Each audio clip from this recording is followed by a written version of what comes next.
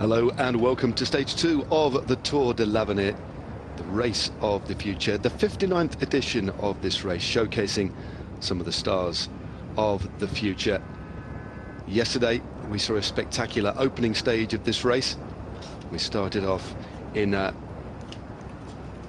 Karnak, ending up in Lagasse, and that stage was won by the man from Denmark, Anders Foldager, and incredibly is in the breakaway today on a stage that looks like it's going to suit the sprinters. We'll deconstruct why he is in this move a little bit later on, but another little bit of housekeeping.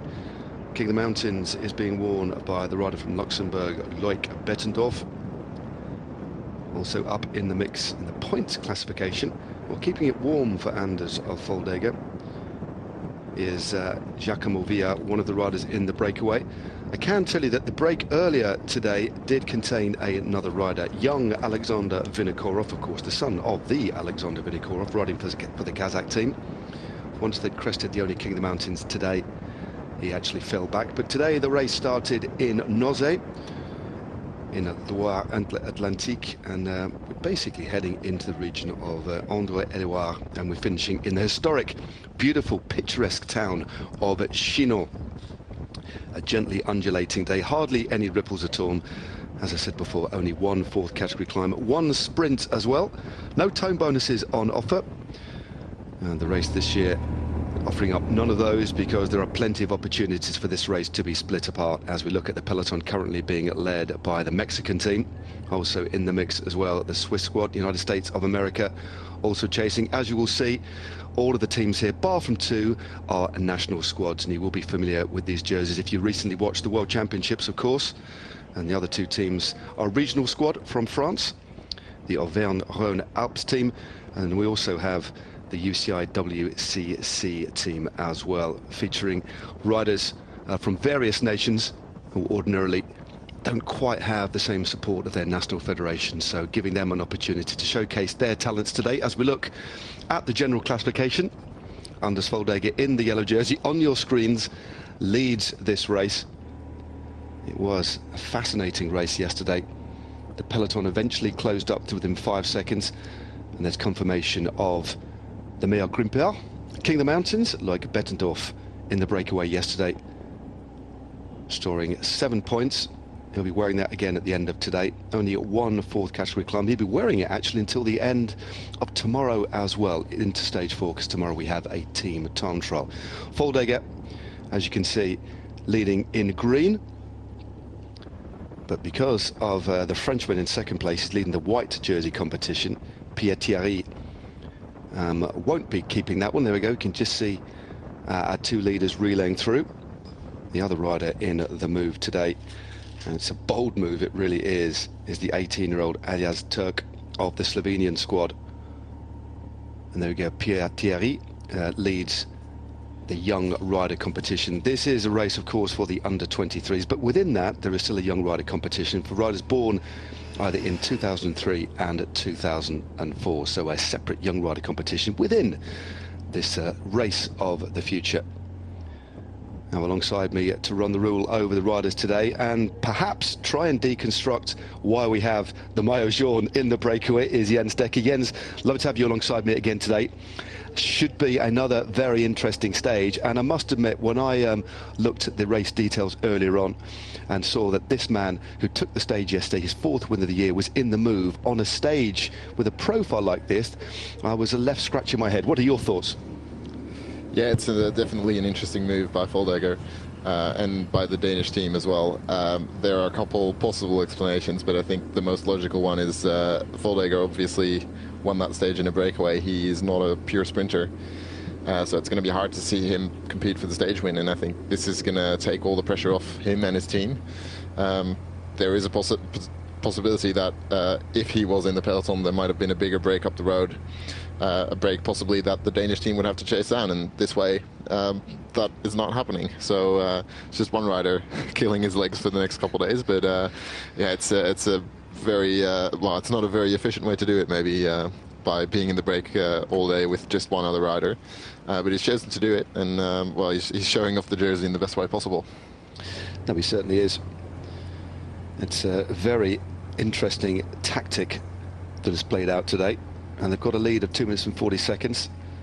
Again, the direction of travel for the stage today, similar to yesterday, where we started in Carnac to Gassy, up in Brittany. We're now moving through gradually through the centre of France. We end up in the climbs in the Alps of the Auvergne region of the Alps. Absolutely gorgeous part of the world. That's where we have traditionally over the last few years finished this race, taking in some mighty alpine climbs, including the Col de Loze. That is later in the week, but right now we're heading through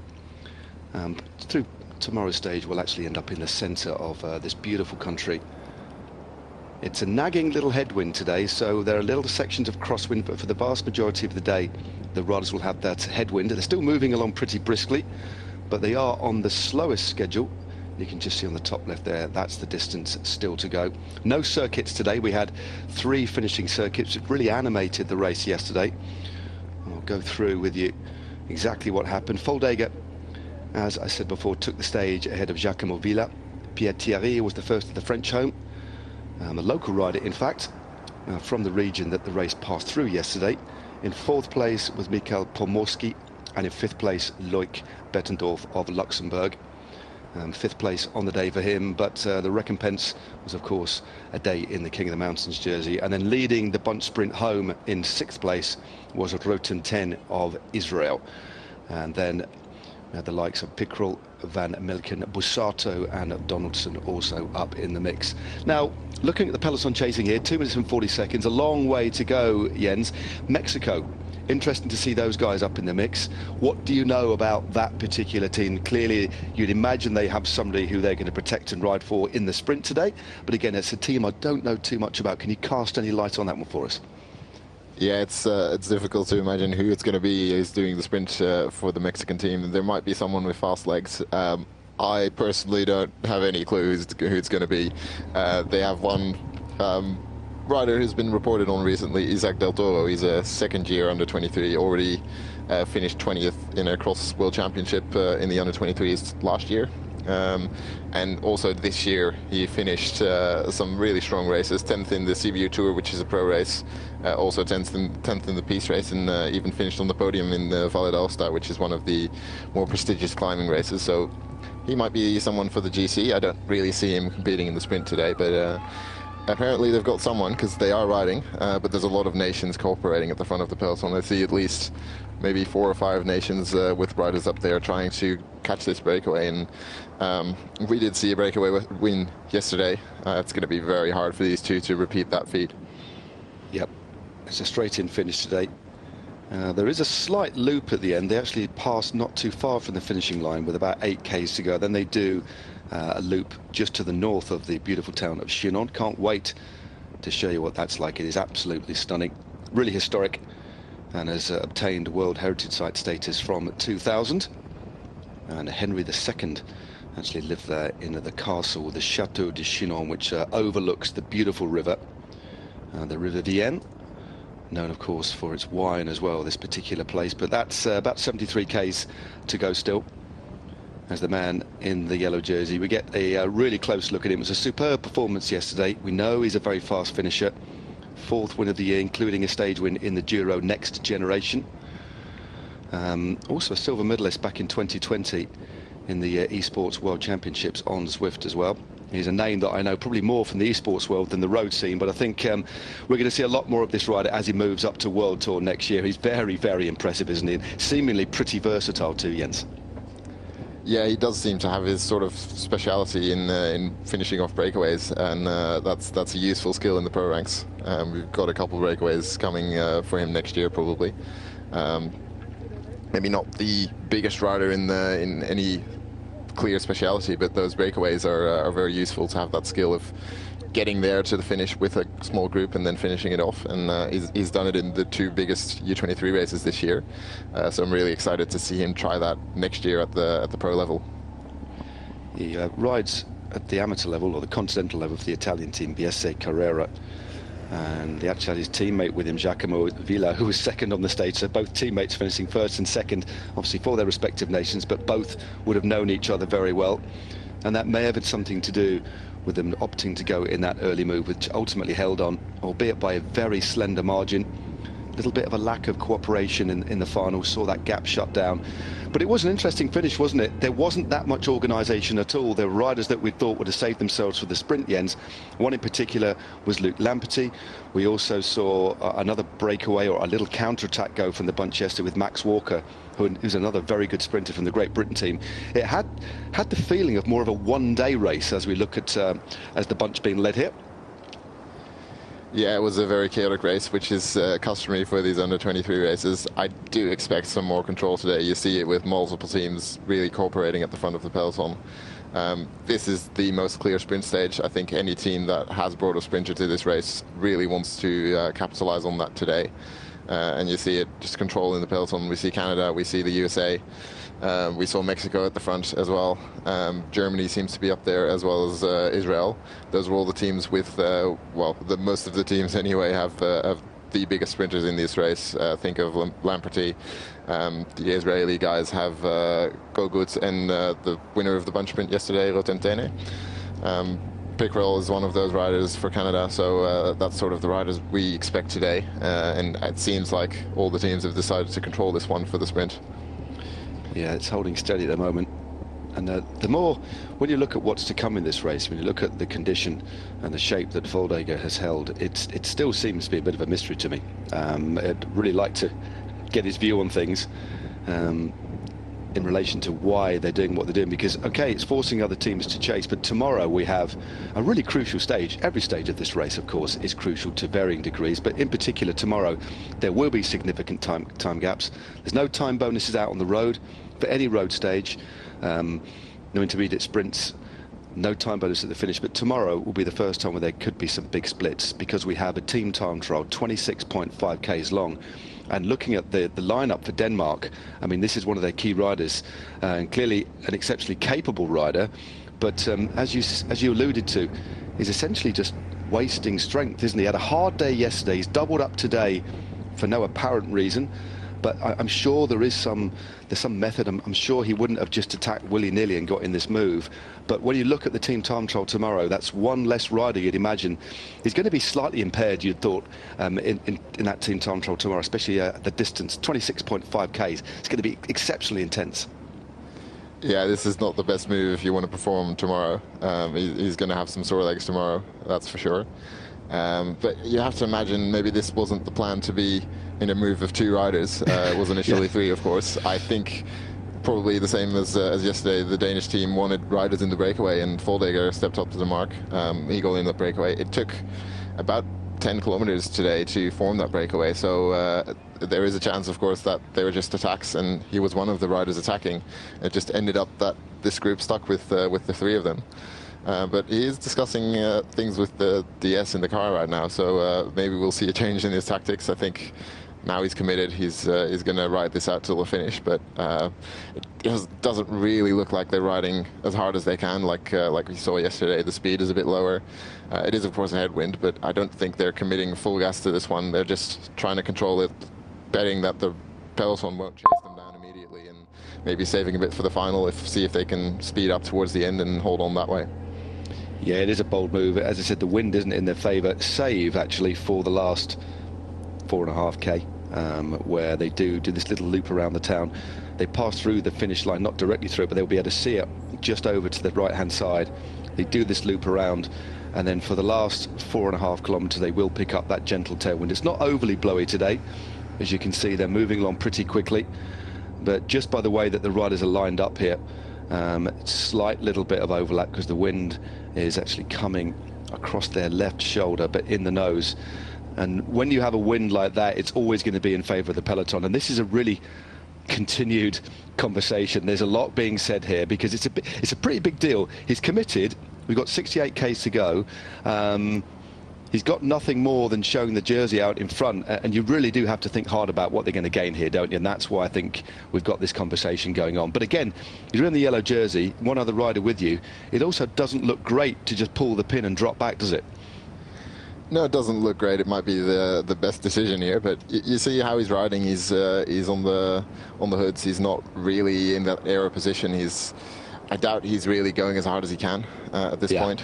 So I think that must be the tactic. Just well, it's not an easy ride, of course. It's still really hard, but it's not as hard as it could be. So that's probably what I would do in this situation. Just try to ride as slow as possible while still maintaining a gap, and then try to speed up probably through that town with about 10 kilometers to go. That would be the best tactic, but it's very hard to see this working. Yep. Yeah, 2:25, 67.8 k's to go. The Swiss riding on the front again. They were doing a lot of the riding earlier to pursue the five-man move that went clear yesterday along with the German team. And they're doing it again today, but with the addition of several other squads. Far more cohesion as we see this conversation continuing between the Dane and the Slovenian. And one of the youngest riders in the race, only 18 years of age, is Aliaz Turk. So 3 or 4 years between these riders. So it just shows amongst the, even through the under-23s, there's still a broad range, and it's accentuated, isn't it? And that's why we've got this separate white jersey classification, even though it's an under-23 race. Just to acknowledge the fact, although times are changing and we are seeing riders far more physiologically developed than before, still, an 18-year-old and a 22-year-old, there's going to be some big differences there, isn't there? In fact, quite a gulf. Yeah, I think we're looking here at one rider who's moving up to World Tour next year, and a rider who's just fresh off the juniors, basically, which is a pretty big difference. And that's the dynamic. I think the Slovenian rider is just going to be learning as much as possible from the more experienced Danish rider. Yeah, the gap coming down a little bit now. As you say, I think that that long conversation that he had with his team manager, Trek Sportief, I think it's one of their DSs anyway. The head DS is Anders Lund, former pro. Unsurprisingly, was, I think you're quite right, rather than just pull the pin and sit back, that doesn't look great. The optics look poor. I think they're just maybe knocking it off and just rolling along as much as they can. And as long as he's holding a little bit back and he's not taxing himself too much, it does mean that the Danish team, as you say, can actually look back. But Jens, when you look at the Danish team and when you look at Danish cycling over the last few years, I mean, they've had disproportionately good results for the size of the population. They are a real force. But amongst the Danish teams, save for Foldega out in front on his own, for the stage win today, who would you be looking at for the sprint for that squad? Yeah, I don't really think they have a pure sprinter. I think Joshua Goodneitz might be their fastest man. Don't think he's maybe fast enough to beat the strongest sprinters in this race, but we'll have to see. It's not the biggest field in terms of sprinters, so there is always a possibility for a surprise. They have got Simon Dalby, who's probably the GC rider for their team. Also, again, not the biggest favorite, but they've got a strong team, though, with Gustav Wang, Carl Fredrik Bevort, all riders who've, I think both of those have won a time trial world championship in the various categories over the years. Adam Holm Jorgensen was a stage winner here last year, so it is a really strong team, but they don't have the pure GC rider or the pure sprinter, so they'll have to look for opportunities in other places. Well, good shot there of the two main groups. Our two leaders, Foldega, who is the race leader as well. If you're just joining us, welcome to stage 2 of the Tour de l'Avenir. And yes, this isn't a mountain stage, this is a flat sprint stage. I use the word loosely, inverted commas, as the conversation continues between our two riders out in front. Turk having a bit of a conversation here. Again, another long chat here about what exactly they do. And just behind, we have the American squad on the front. That is Ian Lopez. Riding hard, we've got the Israel team sat in P3 as well. Just behind, we have the German squad. 28 teams in total in the Tour de l'Avenir this year.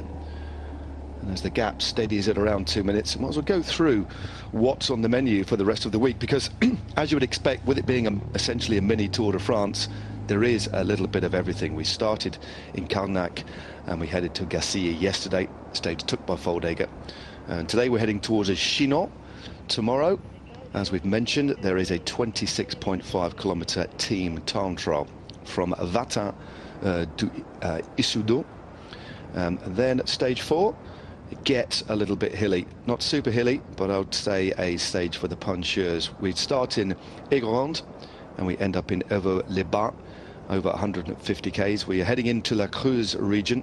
Stage 5, Again, it's a punchy finish, 2 third category climbs to end with, and we start in La Tour de Salvagny and we head up to Lac Aigues-et-Belettes.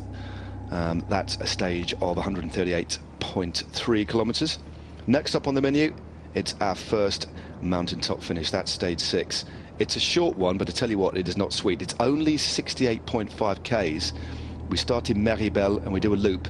We finish in Méribel, but we finish up the Col de la Loze, and that will be the highest point of the Tour de l'Avenir at 2,296 meters. It's a big, big stage. It really is. 23 Ks at 7.4%. And we saw, well, an action-packed stage at the Tour de France earlier this year. And then, stage 7, get ready for this. It is a split stage, proper old school. We have an 11.1 kilometer time trial on Saturday morning, which is essentially a hill climb. And we end up at Montrichard-Albin. And then in the afternoon, we have another brute of a stage, another short one, 69.6 Ks. And we start in Montrichard-Albin and we end up in Val-Cenis. And we finish just over the top of the Col du Mont-Cenis.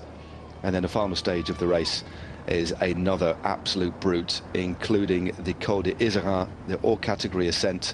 We start in Val-Cenis and we end up in Saint-Foy-d'Arentez. So that's what is on the menu. And the final stage, again, short, 99.6 Ks.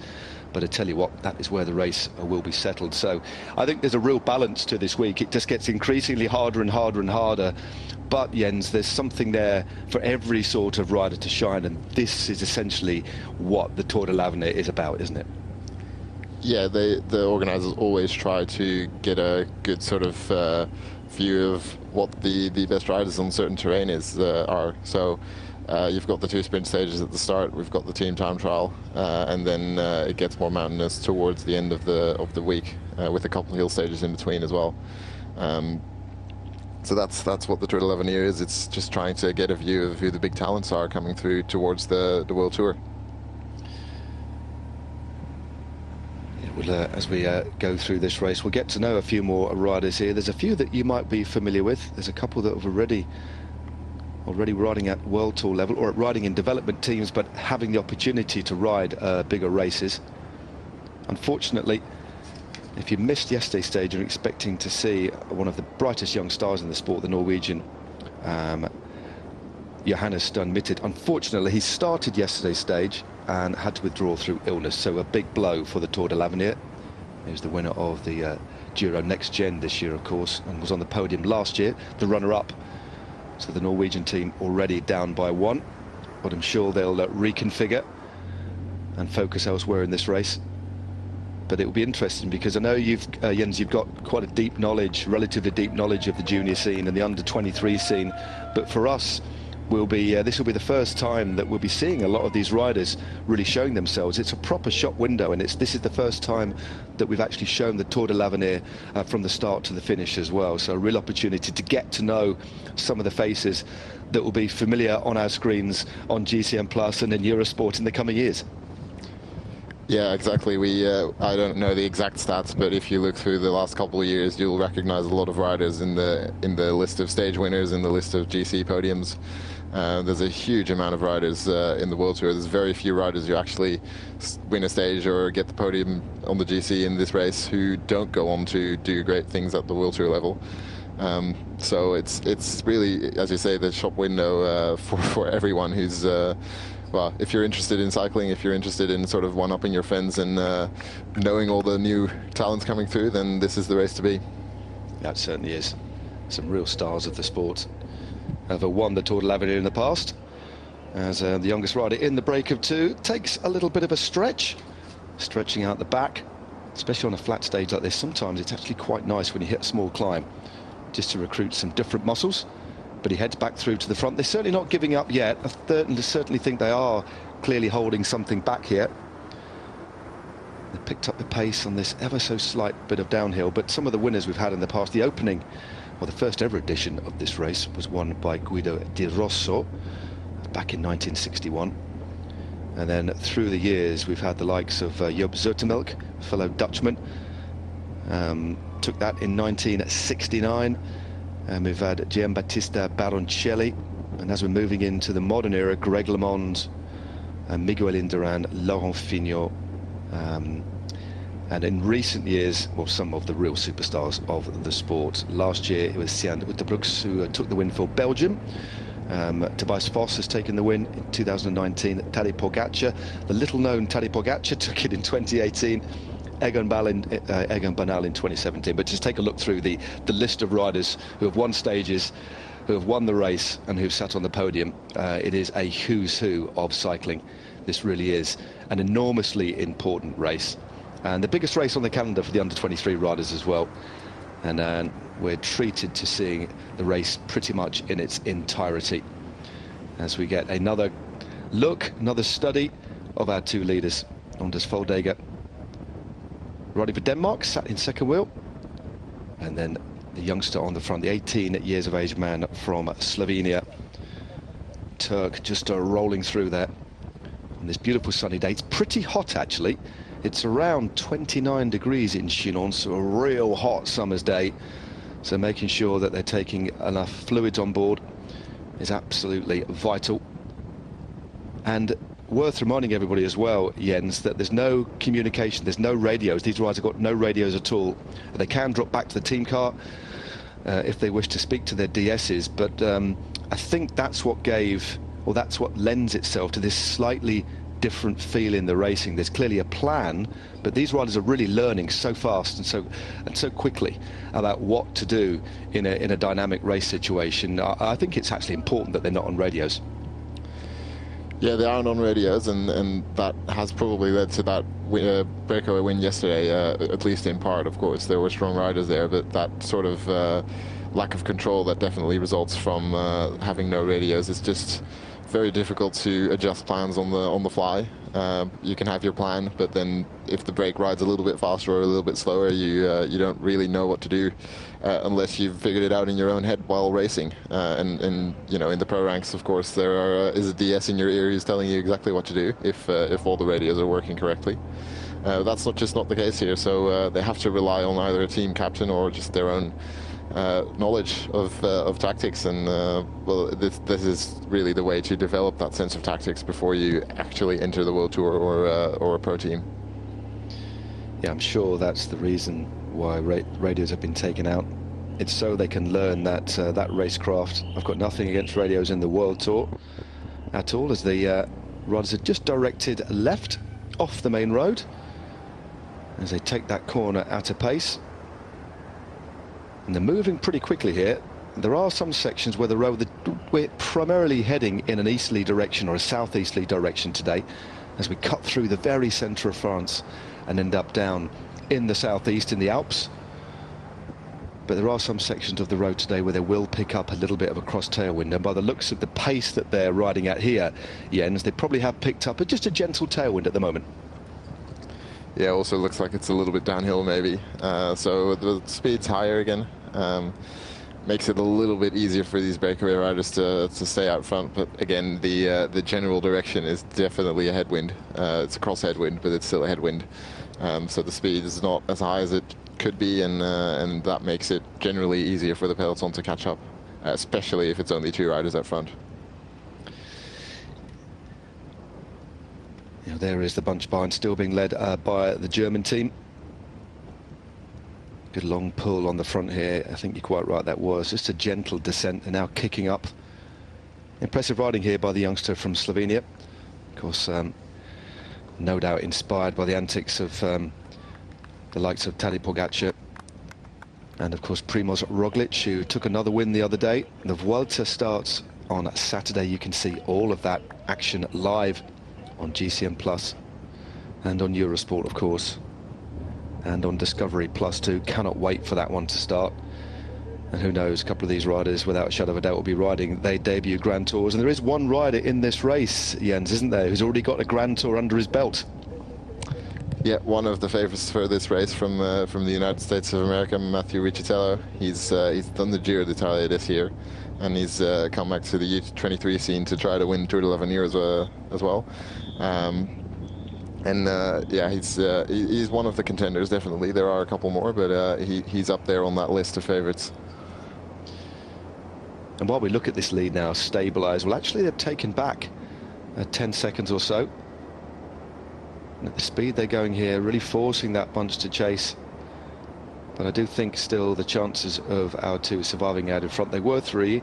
Alexander Vinokourov was there. He decided to pull the pin after he took maximum points on the only King of the Mountains of the day. That took place at around half distance on the Côte du Saint-Arbin. Took the points there and decided to go back and immediately increased the workload by a very large percentage for our two riders out in front.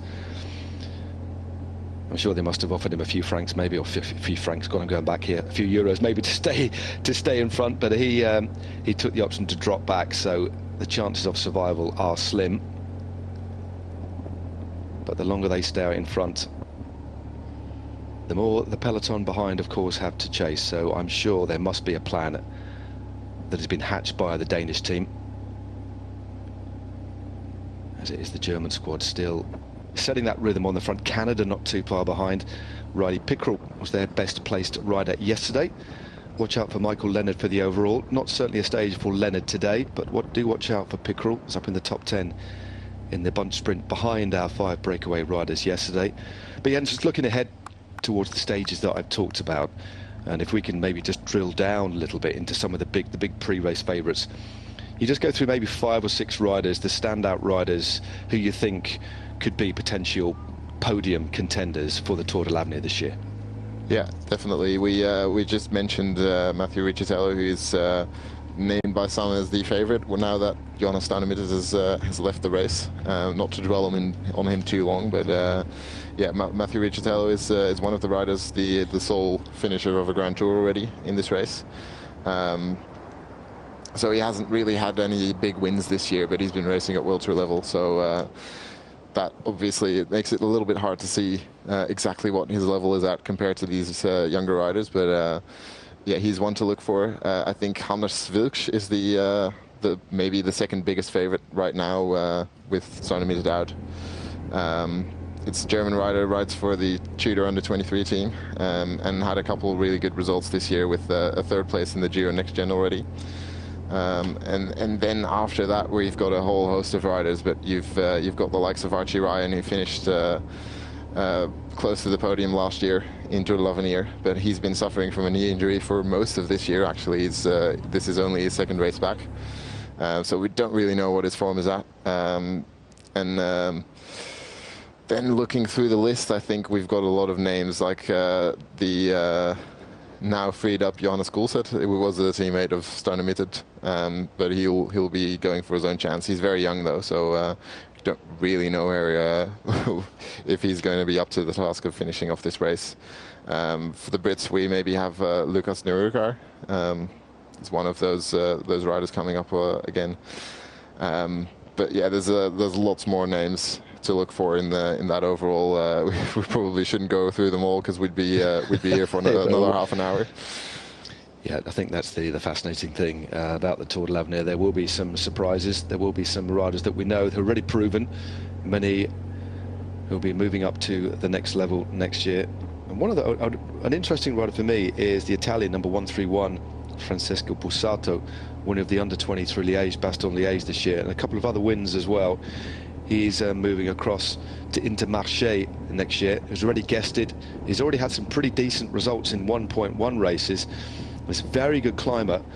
I'm just wondering what he can do in this race. I think he's another one to potentially watch out for the overall. I could be wrong, but certainly a rider that's performed on hillier terrain at the higher level already this year, and his services were secured. I believe he signed or had already had a pre-contract back in April, or back when he won at Liège-Bastogne-Liège. He won that from a group sprint, so he's not only a good climber, he can also finish things off from a small group as well, so watch out for Bussato. Yeah, he's one for the climbs, but we did see in the Giro the Next Gen that he maybe suffers a little bit on the really long climbs. You don't get those very often in this younger category of racing, but he's certainly someone to look for in those hilly stages, and we'll see how long he can hold on the actual climbs, because they're really long climbs for such young riders. The Italian team does have a few riders who can climb really well. Piganzoli was already up there last year in Tour de l'Avenir, and Pellizzari and Pinarello are also riders to look for.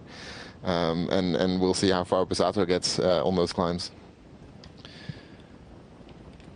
Yeah, as you say, they've got a versatile squad up there. Runner-up on the stage yesterday was Villa, teammate of our stage winners. The gap stabilises again as we continue to gently wend our way through these beautiful country lanes here in France, in the region of Loire-Atlantique. That's where we started today, in Nozay.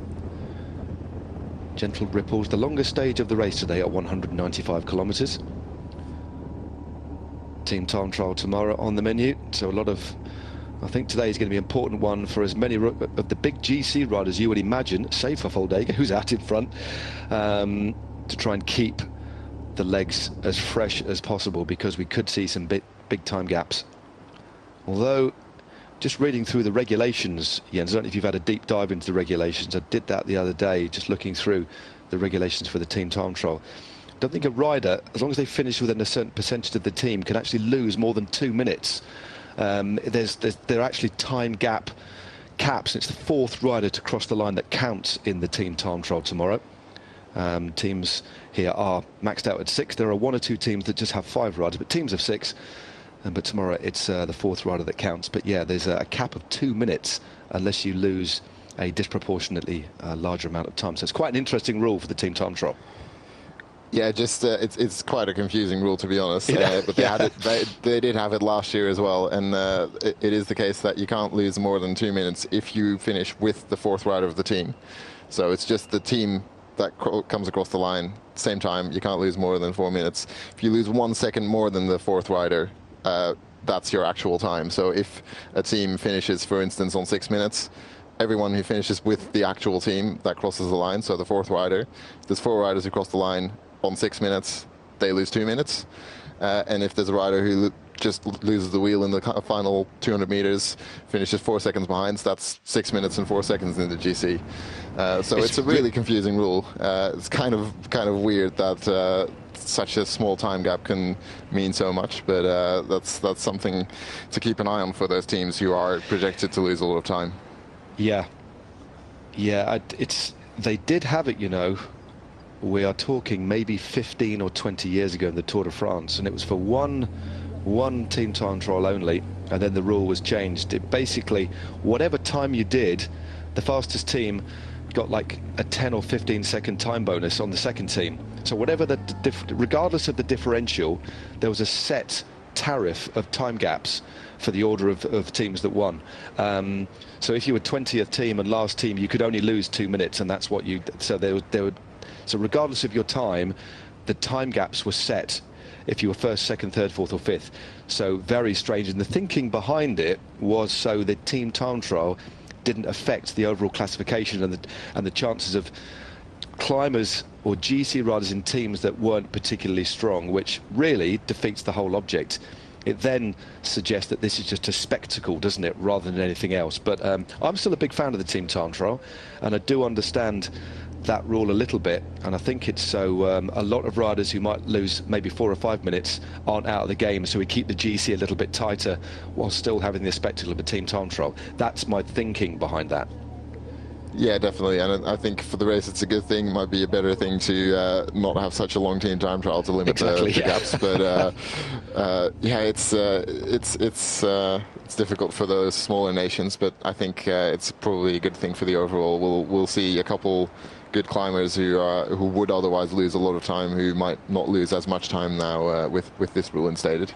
But we do have to watch out, because last year there were a couple of riders who didn't even finish within the time limit because of that rule that you can actually lose that time if you drop from your team. So we'll have to watch out for that. Yeah, it's an interesting one. As I say, we will watch the team time trial tomorrow. It's going to be a spectacle, that is for sure. It always is. But with these smaller teams and with that rule, riders are going to be minded to try and stay together for as long as they can, as we get the first proper glimpse of our neutral service. Michelin are on board this year. The well-known tyre brand, of course. Well over 100 years of age now, but good to see them in the mix here with this race. And also, with 51.5 Ks to go. It's worth giving an important shout out to the first ever Tour de l'Avenir for under 23 women, which is taking place following this Tour de l'Avenir. So this finishes on Sunday the 27th of August, and the inaugural edition of the Tour de l'Avenir Femmes for the under 23 women starts on the 28th, and that runs through to the 1st of September. Slightly shorter, but again, just another step in the right direction, and the further development of our wonderful sport. Now that the depth in talent, the pool that we have across the board is getting deeper and deeper, as was illustrated just by the quality of the racing we're getting across the board now. But good to see the young women represented with their own Tour de l'Avenir. So 51 Ks to go, gap down to 1 minute 30 seconds. The duo in front, Jens, still looking pretty strong, but this is going to start to hurt now, and you wonder how deep Foldegger in particular is going to want to go now, don't you? Yeah, we see the gap coming down as well, so we'll have to see mainly how the peloton control this, because we did see sort of 4 or 5 riders working together in the peloton, and they should not have such a hard time controlling this, I would say. It's just a question of when they're going to bring it back. 1 minute 30 now. I think they're right on schedule for taking them back sort of too early, but that's the game that the breakaway is probably willing to play. If they slow down, maybe the peloton will catch them, but if they ride as hard as they can right now, they don't have a chance anyway. So it's a game they're going to play, and I think for now the peloton is probably winning, but it can turn around any second if the breakaway has held something back. So we'll have to see that at the end. Yeah, it's, as you say, the control is definitely in the hands of the peloton, but the peloton are only riding at the speed they need to bring this back. So you could argue that these could actually back off a little bit to save a little bit of energy, and as a result, as a reaction, and with the bunch not wanting to catch them too early, the bunch might actually knock it off a little bit. But I think because of the lack of communication that's available to the riders, that process takes just a little bit longer as well, doesn't it? It's quite immediate, isn't it, with the elites, with the pros who are wired up. As we get another look at the peloton behind, that process here is going to be a lot slower, because you can't just keep having riders dropping back and having face-to-face conversations with the DS. It's all done, most of it, the vast majority of the decision making at the sharp end of this race will be between these young road captains, won't it? Making that call based on the decisions, having conversations, and that's what does make this quite fascinating. And the more you look at it, the more you might think that this is why they've sent Foldegger up the road, just to cause that little bit of confusion and to see how they do manage this gap while the Danes can just sit back and relax. It is a really interesting one. Yeah, I think the ideal scenario is without those radios, that the breakaway has a little bit more power over what the peloton will do. If they just knock it back like they do seem to be doing now with Foldegger taking feedback, the gap will drop a little, the peloton will see it, the peloton might think, well, we might slow down because we'll catch them too early, and that'll open us up for more attacks. And if they time it just right, the breakaway can then accelerate and try to gain even more advantage before the peloton catches up. That's probably their only chance. It's been done before, but it's a very difficult process to get right. I think Foldegger is probably one of the only riders who's got the experience to actually get it right, but with just 2 riders, it's going to be difficult. It certainly is. As we roll through the feed zone, tick under 49 kilometers to go now, 48.9 to be exact. A beautiful summer's day here, but there's a lot of learning going on in the front as well. Remember, Foldegger 22, moving to the World Tour next year with the Jayco Alula, and young Alyaz Turk, 18 years of age, and he rides for the Adria Mobile UCI team, a team that's seen some big stars come through, including Primoz Roglic. That's a team that ever since I've been commentating has been around. The best part of 15, maybe even longer, 15 years, that team has been around, with a conveyor belt of Slovenian talent coming through. But his best result this year was in a national event in July, the Klitsch, excuse my pronunciation there, I must apologise, where he was 5th. But this really is a proper baptism for this young rider in front, who'll be learning a lot. And Foldegger's role here, of course, he clearly wants to stay away for as long as he can. And one would imagine, given the experience of these two riders, that Foldega is going to be quite a bit stronger than the younger rider who's now on the front, but still they can really work together well. And this is where Foldega needs to use that experience, isn't he, and encourage the younger rider with him, and they can work together despite there maybe being a bit of a difference in terms of strength. Yeah, I think on paper Foldega is definitely the stronger rider, also the more experienced rider.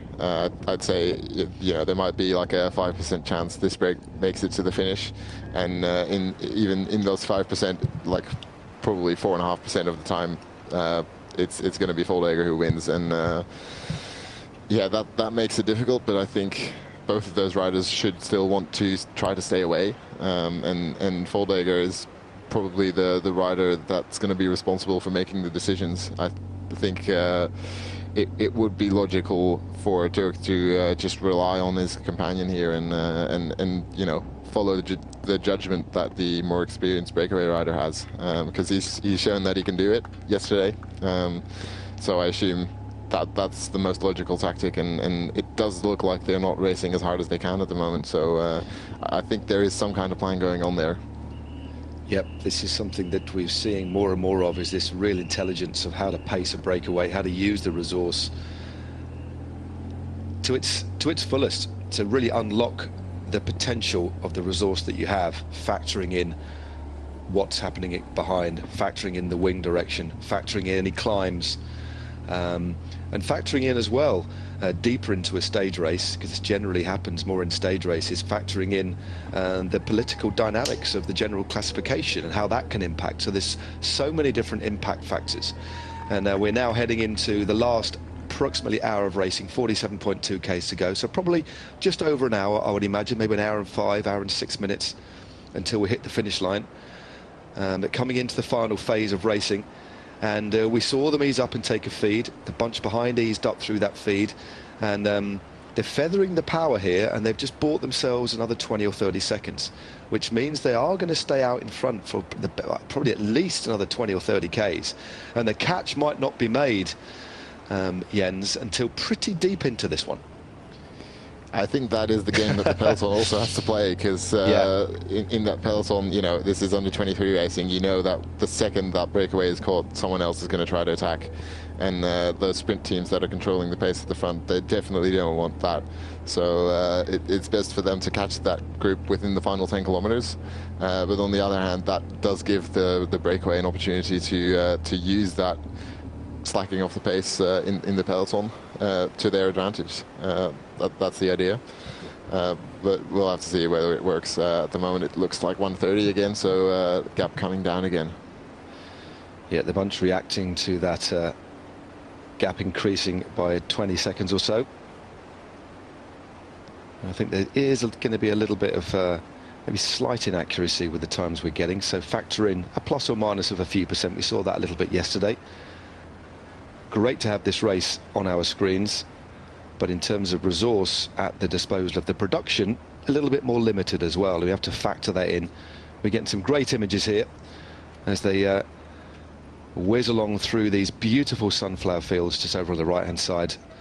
So special if you ride in France this time of year, and this relatively remote, very sparsely populated part of France is absolutely beautiful. Good catch there for the Musette, for our young Slovenian. And the gap holding steady up 1 minute and 30 seconds. But these kilometres now are ticking by really nicely. But they're certainly not on the ragged edge here. They are definitely holding something back for maybe one big push towards the end. But still, the pendulum firmly in favour of the peloton behind, as another team moves through to the front. They're backlit at the moment, so I can't quite tell what team that is.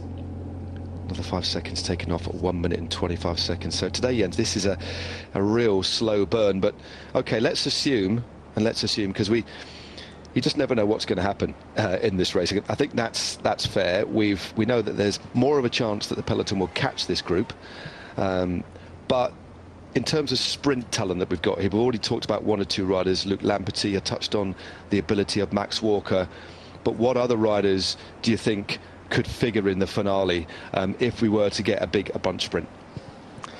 Yeah, it's a really good question. I haven't even marked them down as sprinters, just for riders for stage wins, because there aren't any really clear sprinters. I think Sure. we can look at the teams controlling the peloton. We saw Germany up there with Tim Thorn Teutenberg is their rider of choice for a sprint. Canada's got Riley Pickrell. Then we moved to the USA, who had a rider at the front. Obviously, Luke Lamperty, who's moving to Soudal Quickstep next year, going up to the professionals.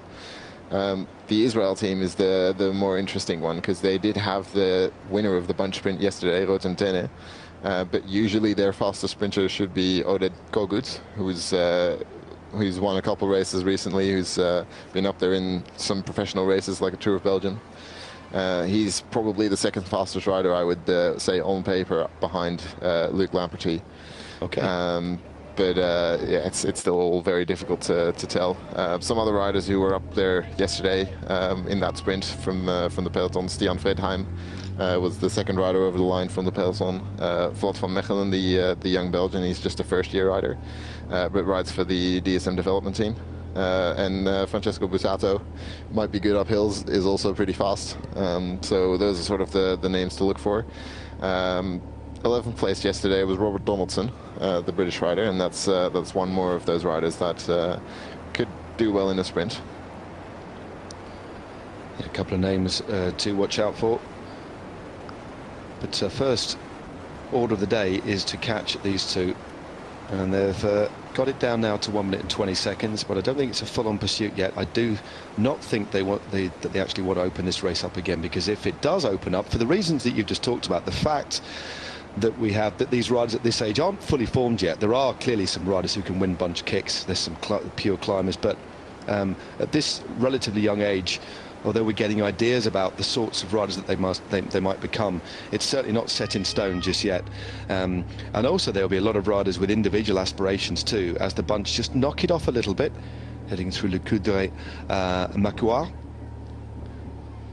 Yeah, it looks like the pace has dropped, but it does look a little bit more nervous now. So more teams moving up to the front, trying to, we're sort of seeing that color blocking start to form as well, with teams getting multiple riders in at the front, trying to control the peloton, and that sort of messes up the chase as well. But yeah, it's riders with individual ambitions. I think we used to, usually there are riders who are a certain type of rider in the juniors and the under-23s, and then they turn pro, and it turns out they're slightly different riders. It's just a sprinter in the U23s is not necessarily the best sprinter in the elites, because the races go so fast in the World Tour. If you're sprinting in the Tour de France, you have to push out so many watts before the sprint even starts that a slightly different rider rises to the top. Maybe less pure sprint power and slightly more that 4-minute effort is slightly more important in the elites.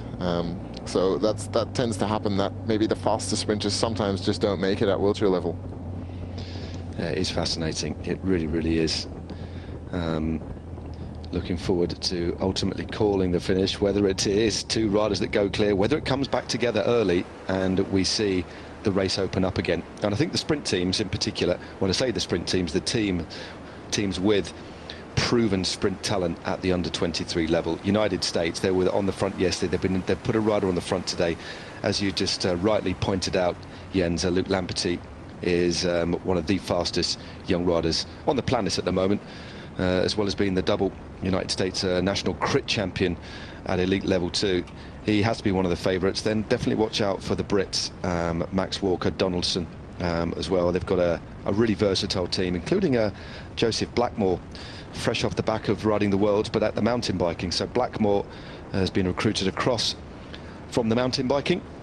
Very talented road rider too, but they are an exceptionally well-drilled team. So I think there's going to be a difference here, Jens, isn't it? There's going to be teams that are far more tactically switched on. They ride as a unit collectively more often than maybe some of the other teams. So I think, yeah, maybe Israel will be similar, but Belgium, maybe in Canada, and then the rest of the teams, I think we'll see a little bit less colour blocking and just riders trying to surf the wheels and adding that little bit of unpredictability to the finish. But I do think there'll be 3 or 4 teams that are quite well dialed, and then the rest will be following on their coattails. Could see a few surprises, but there's definitely 1 or 2 names to watch out for, and they're used to being dropped off by their teammates in situations like this. Yeah, it's generally more the traditional cycling nations who've got a big backlog of U23 riders to choose from that have sort of a wider array of talent to choose from, and that tends to work better together. They ride together obviously throughout the year in these Nations Cup races, but then there's other teams that might work well together, but maybe they just don't have the depth of talent. There's a couple of those nations going around as well, and if you're a sprinter in that kind of team, then it's going to be very difficult. You just have to maybe be dropped off by one more rider and try to latch onto a different team. But we're seeing some different nations come to the front. Luxembourg does seem to be there with a few different riders. Canada and I think Germany now at the front of the peloton. Yep, Canada, Germany both had pretty decent days yesterday. And Riley Pickrell, I think, will be the representative. He'll be placed at the head of affairs, or ideally, for the Canadian squad. The gap now at its lowest point since we've come on here to our 2 riders out in front. Incredibly, the race leader, Anders Foldager, is one of the 2 riders out in front. He is joined by Aljaz Turk, 18 years of age, from Slovenia. It's been a big adventure for that young man. It's been a strange adventure, I think, for the man in the yellow jersey.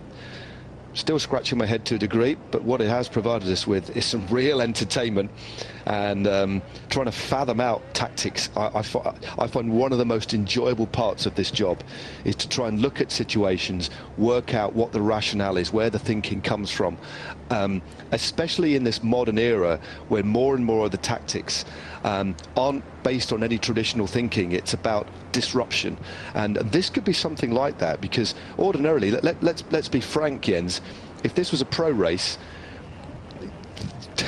the rider out in front in the yellow jersey, unless it was on a mountain stage and he's away through pure strength and moving away, you really would be criticising it. But here it is slightly different, because let's be honest, the under-23s, it is different, isn't it? It has its own fluid identity. Yeah, don't forget that we did see Wout van Aert do a pretty similar move in the Tour de France last year, so it does happen in the pro ranks. It just doesn't happen very often.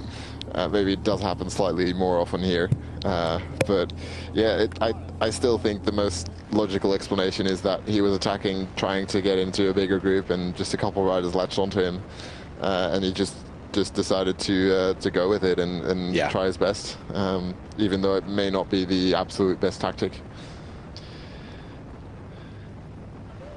55 seconds now, 3¼ hours of tick by, and you can just see Turk rolling through. You can see Foldager was actually, he seems to still have quite a lot under the hood.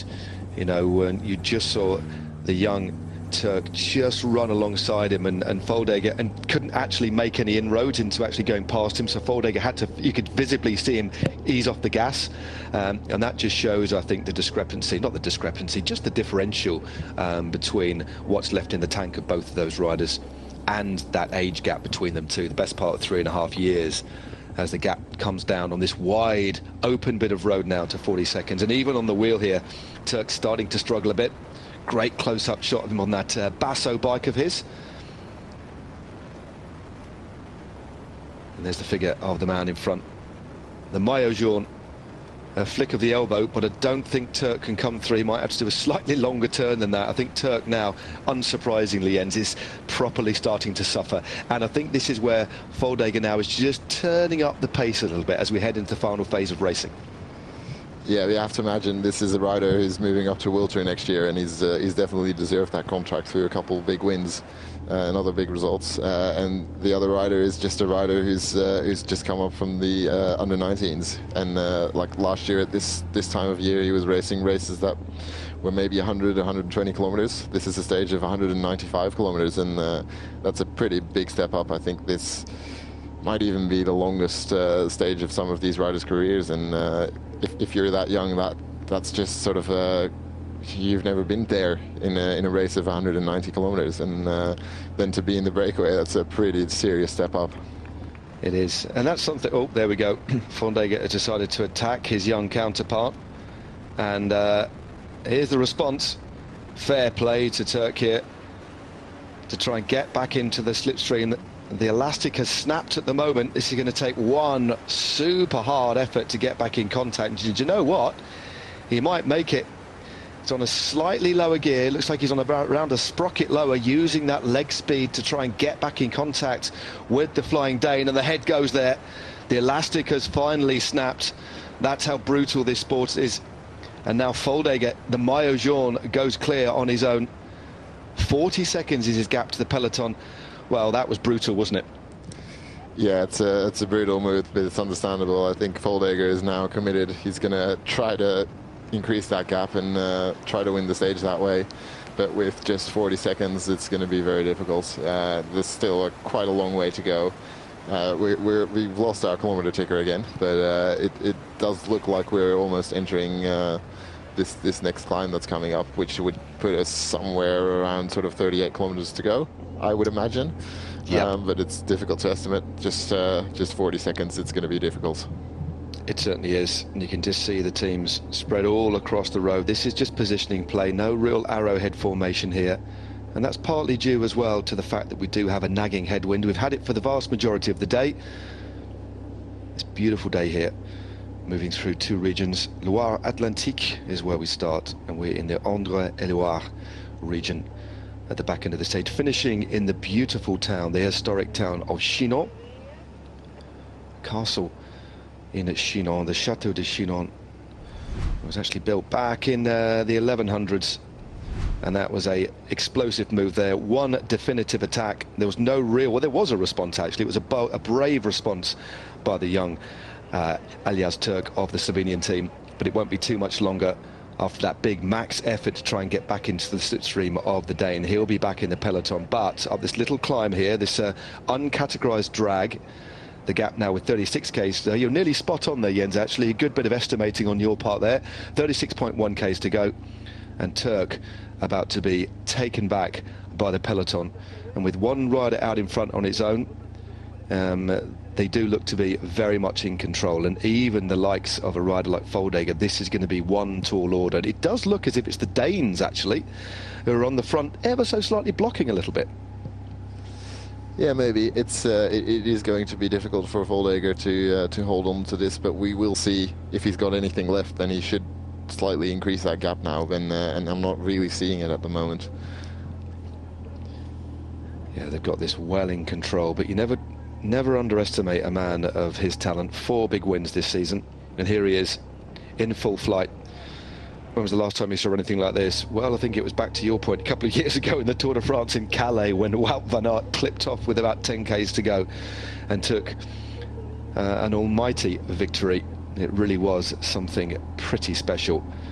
And this young man has gone with a lot longer to go than that, though. He's still got 35.5 kilometers to go. Apologies for the slight picture breakup. We are using 4G technology for the transmission of the Tour de l'Avenir this year. And there's our first glimpse of the finishing line. As you can see, the final finishing straight, it only comes in sight with about 250, 300 meters to go. There is, like, as we pass under the Flamme Rouge, it's basically a straight line from kilometers 3 to 2, then 2 to 1. And then with about 750 meters to go, the road bears to the left, then gently swings round to the right, then straightens out again. Not quite a chicane, more of a gently meandering left and then a right-hander.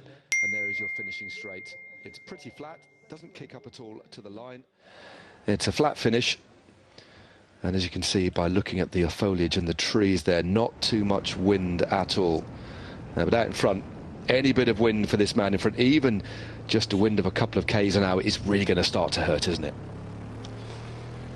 Yeah, unfortunately for him, the weather conditions are not in his favour. Anders Foldegger, he's chosen to go out here and try his best in a breakaway again. The peloton is only at 30 seconds with 34 kilometers to go. But it will be interesting to see if the peloton decides to actually catch him. What happens then? Because if that group is caught, if Foldegger is caught back into the group, it might open up these sprint teams to other attacks by different riders, and I would assume, you know, in a World Tour race in the Tour de France, it might not happen, but this is an under-23 race, and I do sort of expect if Voldegger is caught within the next 10 kilometers, I do expect someone else to try to give it a go and try to surprise the sprint teams. I mean, I do. There we go. We've got some attack starting here. It looks like it is one of the Danish riders trying to get across the gap there. So a big attack on this long drag, and the elastic snaps straight away. So the race, although we've still got one rider out in front, I think it looks like it's one of the riders from the Netherlands on the wheel. And there he is. Voldegger is indeed caught. Well, that came very quickly. If he wants to hold on to this yellow jersey, of course, he's got to stay in the bunch. And it is one of his teammates. So the Danes are really taking this race by the scruff of the neck, going straight over the top. They clearly don't want this to be a bunch sprint today. No, I think Denmark has had some sort of plan lined up for this race, and they're trying it again. Voldegger didn't look too great anymore, and they've put another man up there to try and attack. Just two riders for the moment, and we've lost the pictures again, so that's a bit unfortunate. If I had to guess, I would say it's probably last year's stage winner, Adam Holm Jorgensen, who was on the attack. It's sort of his posture, but we'll have to wait to confirm that. And it was one of the Jumbo-Visma riders on the Dutch team who was trying to follow him. Oh, here is the moment that Voldegger was caught. The Maillot Jaune, after the best part of 130 Ks out in front, give or take, took around 15 Ks for the break to finally go, after a very rapid start into that nagging headwind. He is now caught. These are pictures at the finish line in Chinon. The finish actually very close to the river. The absolutely gorgeous river Vienne, which passes through this city, and we do have two riders out in front now. Yeah, definitely one of the riders from the Netherlands, and definitely a Dane. And there is the bunch behind, but it's not the bunch. This is what we thought. This sort of terrain as well, although it's not overly hilly, it's twisting, it's turning. There's only maybe 4 or 5 teams that can really control this race, and the race has essentially opened up again and exploded. And it's, this might come back together, but the race is fully on here. It's fascinatingly chaotic racing. I absolutely love it, Jens. Yeah, 2 leaders and that chasing group that's got itself loose from the peloton. That's an interesting one, because if those riders actually cooperate, then there's a decent chance that they might stay away. It might be difficult, but if enough teams are in there, and you know, if they all cooperate, then the sprinters teams will have a very hard time trying to catch that again. We can't see who's in those moves, especially behind. But I imagine if the group gets any kind of gap, we'll see it soon enough. Oh, this is a good little move. So Denmark and the Netherlands as they approach our motorbike. Hopefully we can just pick off the numbers for you. There's that little counter. It is in the Jorgensen and Van Belle, who are clear. Straight off the back. 2 very strong riders last year's stage winner, Adam Holm Jorgensen, and Lou Van Belle was really close last year as well on one of the hill stages. He finished second just behind Romain Grégoire.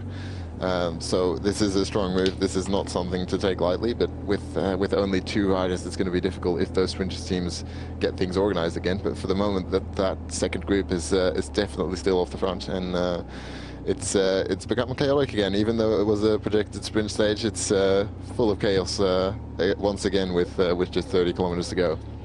Yeah, they've opened up a nice little gap here. There's that group behind, which are closing, but slowly.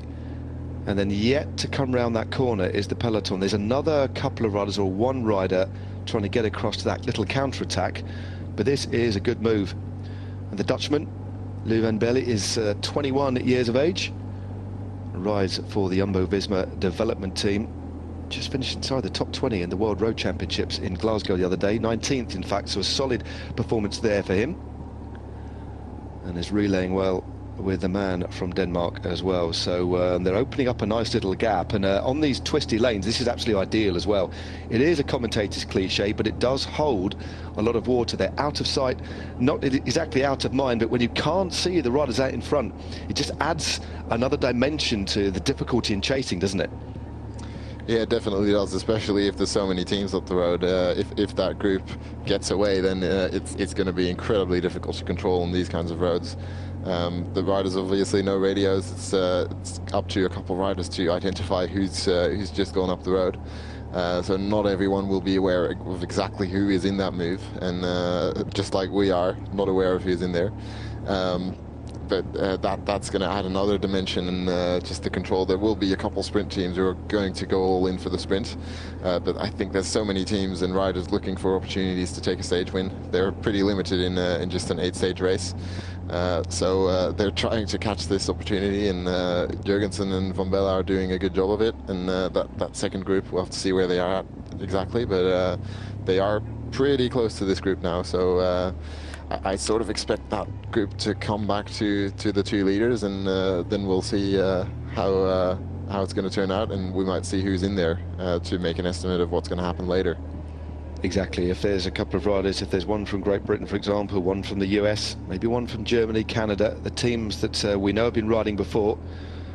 The Moto's just behind that group, still no sign of the bunch, and that suggests that there might be some of the big strong teams in this race.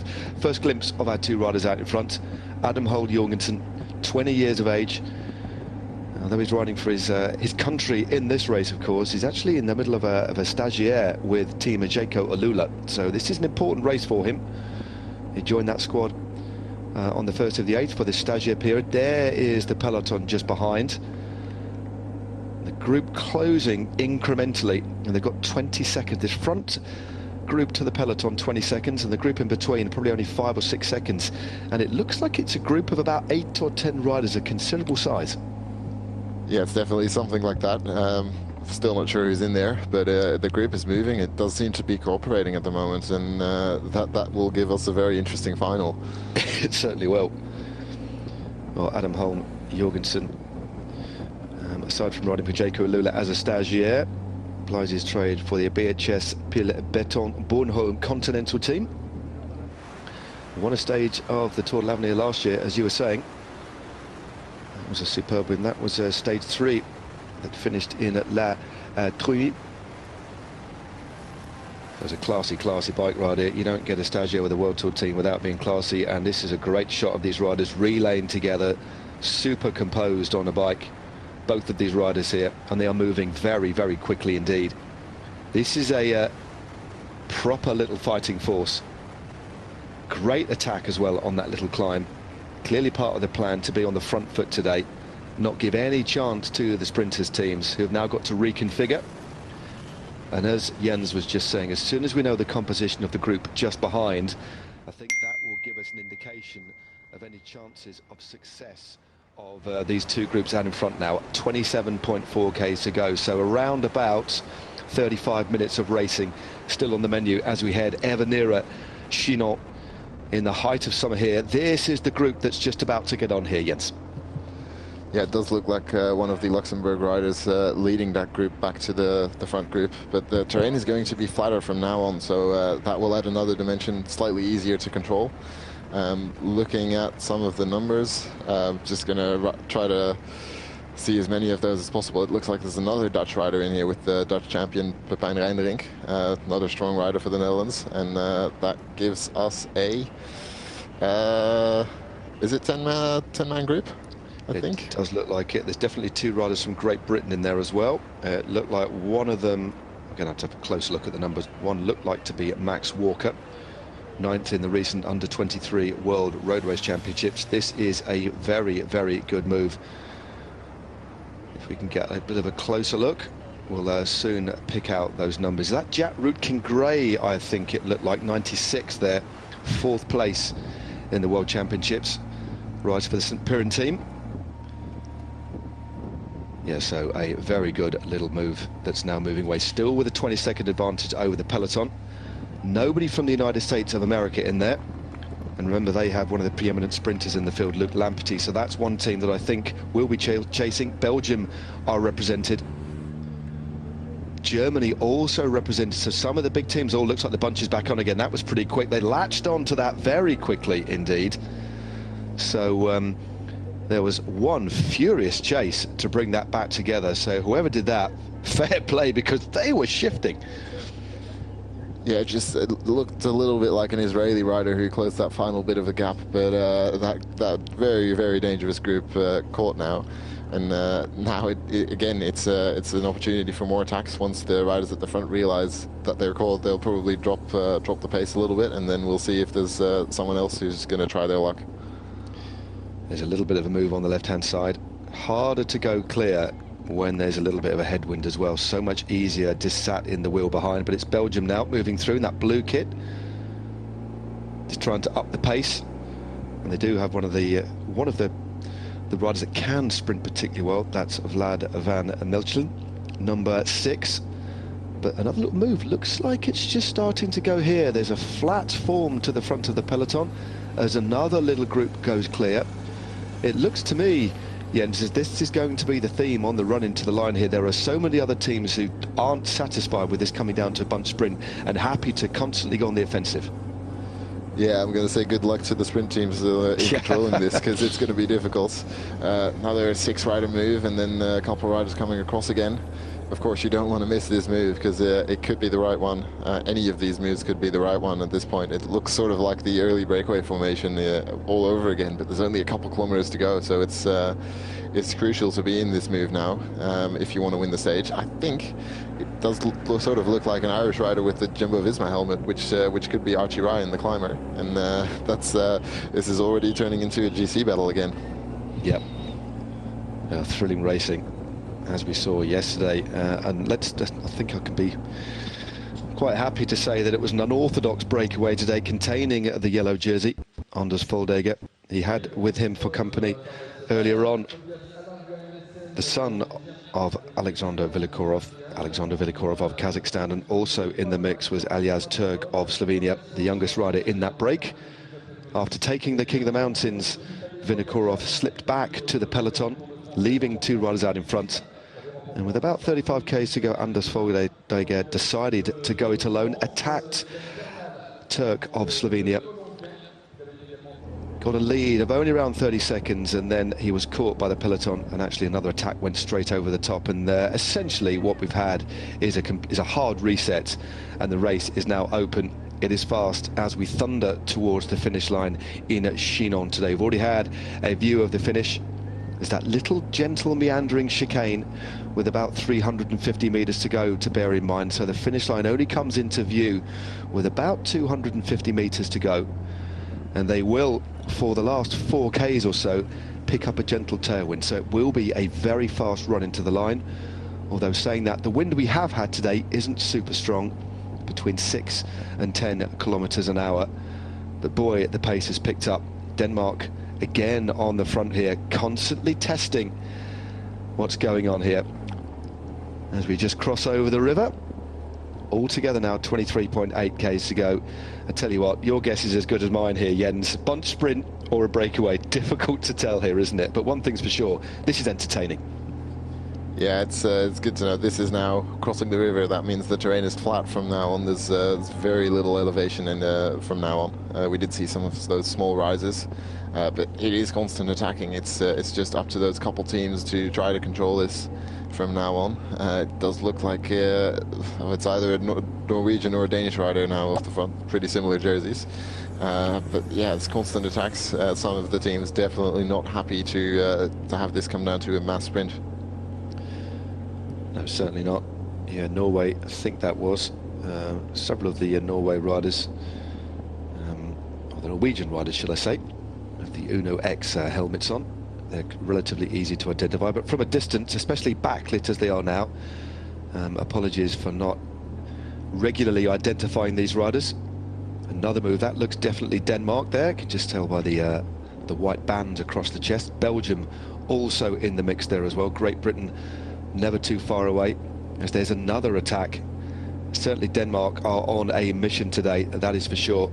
Another small fissure appears as a group. Another group continues to go. Once you get the right combination of riders that goes, most of the big countries represented, that goes clear, and then there's that little bit of a hesitation as riders immediately shut the gap. There's a rhythm to this, isn't there?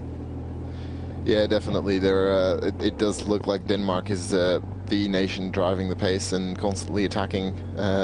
Once the previous Danish rider gets caught, the next one goes, and now we've got 3 riders off the front. But yeah, still no control. No one really knows what's going to happen here. So everyone wants to be in these moves. Every team that's not represented in a small move wants to close it down, and that's the pattern, and it's going to be that pattern until either we hit the last couple kilometers and people start preparing for a sprint, or until one of these breaks actually gets a good gap and probably rides off to the stage win. Yeah, there's not quite the ability to launch, as you say. It's completely flat now. There's been several little undulations, one categorized climb earlier today taken by Vinokourov, as I mentioned. But that small gap's been brought back together. The Israel team as well, in that white kit with the blue angular lines across the front, active in trying to keep things together as best they can. They have 2 very fast riders, Oded Kugut and Rotem Tene. Tene himself won the bunch kit yesterday, but as Jens was saying, probably their protected sprinter and a proven fast man is Kugut, hence their desire as best they can to keep things back together. It looks like this is Australia now in the mix, just trying to pull somebody clear. Always have a strong lineup, Australia, but Canada now in the mix as well, so take your pick here. There's very few nations who aren't trying to get up the road. I think Canada seems to be controlling, and definitely Israel is the main team that seems to be intent on making this a bunch sprint. We saw Colby Simmons in one of those moves for the US, so maybe not trusting Lamperti fully in this kind of situation, and it's again one of the Danish riders going up the road, attacking away, and now it's just one rider, so we'll see if this sticks, but I expect someone else to try to jump across again. I wonder how Foldager is feeling at the moment. Remember, he has the lead on the general classification. No time bonuses out on the course. No 10, 6 and 4 time bonuses at the finish either. So we could see a change around in the general classification. But right now, Foldager back in the fold. Hopefully for him, he's managing to recover. But one of his teammates is now up the road. That was a very sharp acceleration that's taken this rider clear. Wonderful poise on the bike, looks completely at one with his machine here, doesn't he? You can just tell this lad looks super efficient.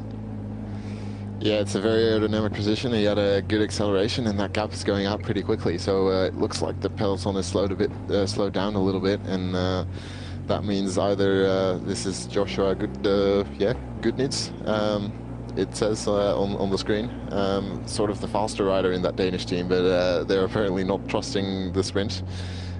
Trying to make it an attack, and with just 20 kilometers to go, a solo move, it's sort of a manageable distance, isn't it? It's an effort of maybe up to half an hour, probably slightly less. That looks like an effort that is manageable. It's not a huge long effort like Foldager was trying with that small group. So I'm curious to see how far this can take him. Yeah, this is a good move. Goodnitz is clear.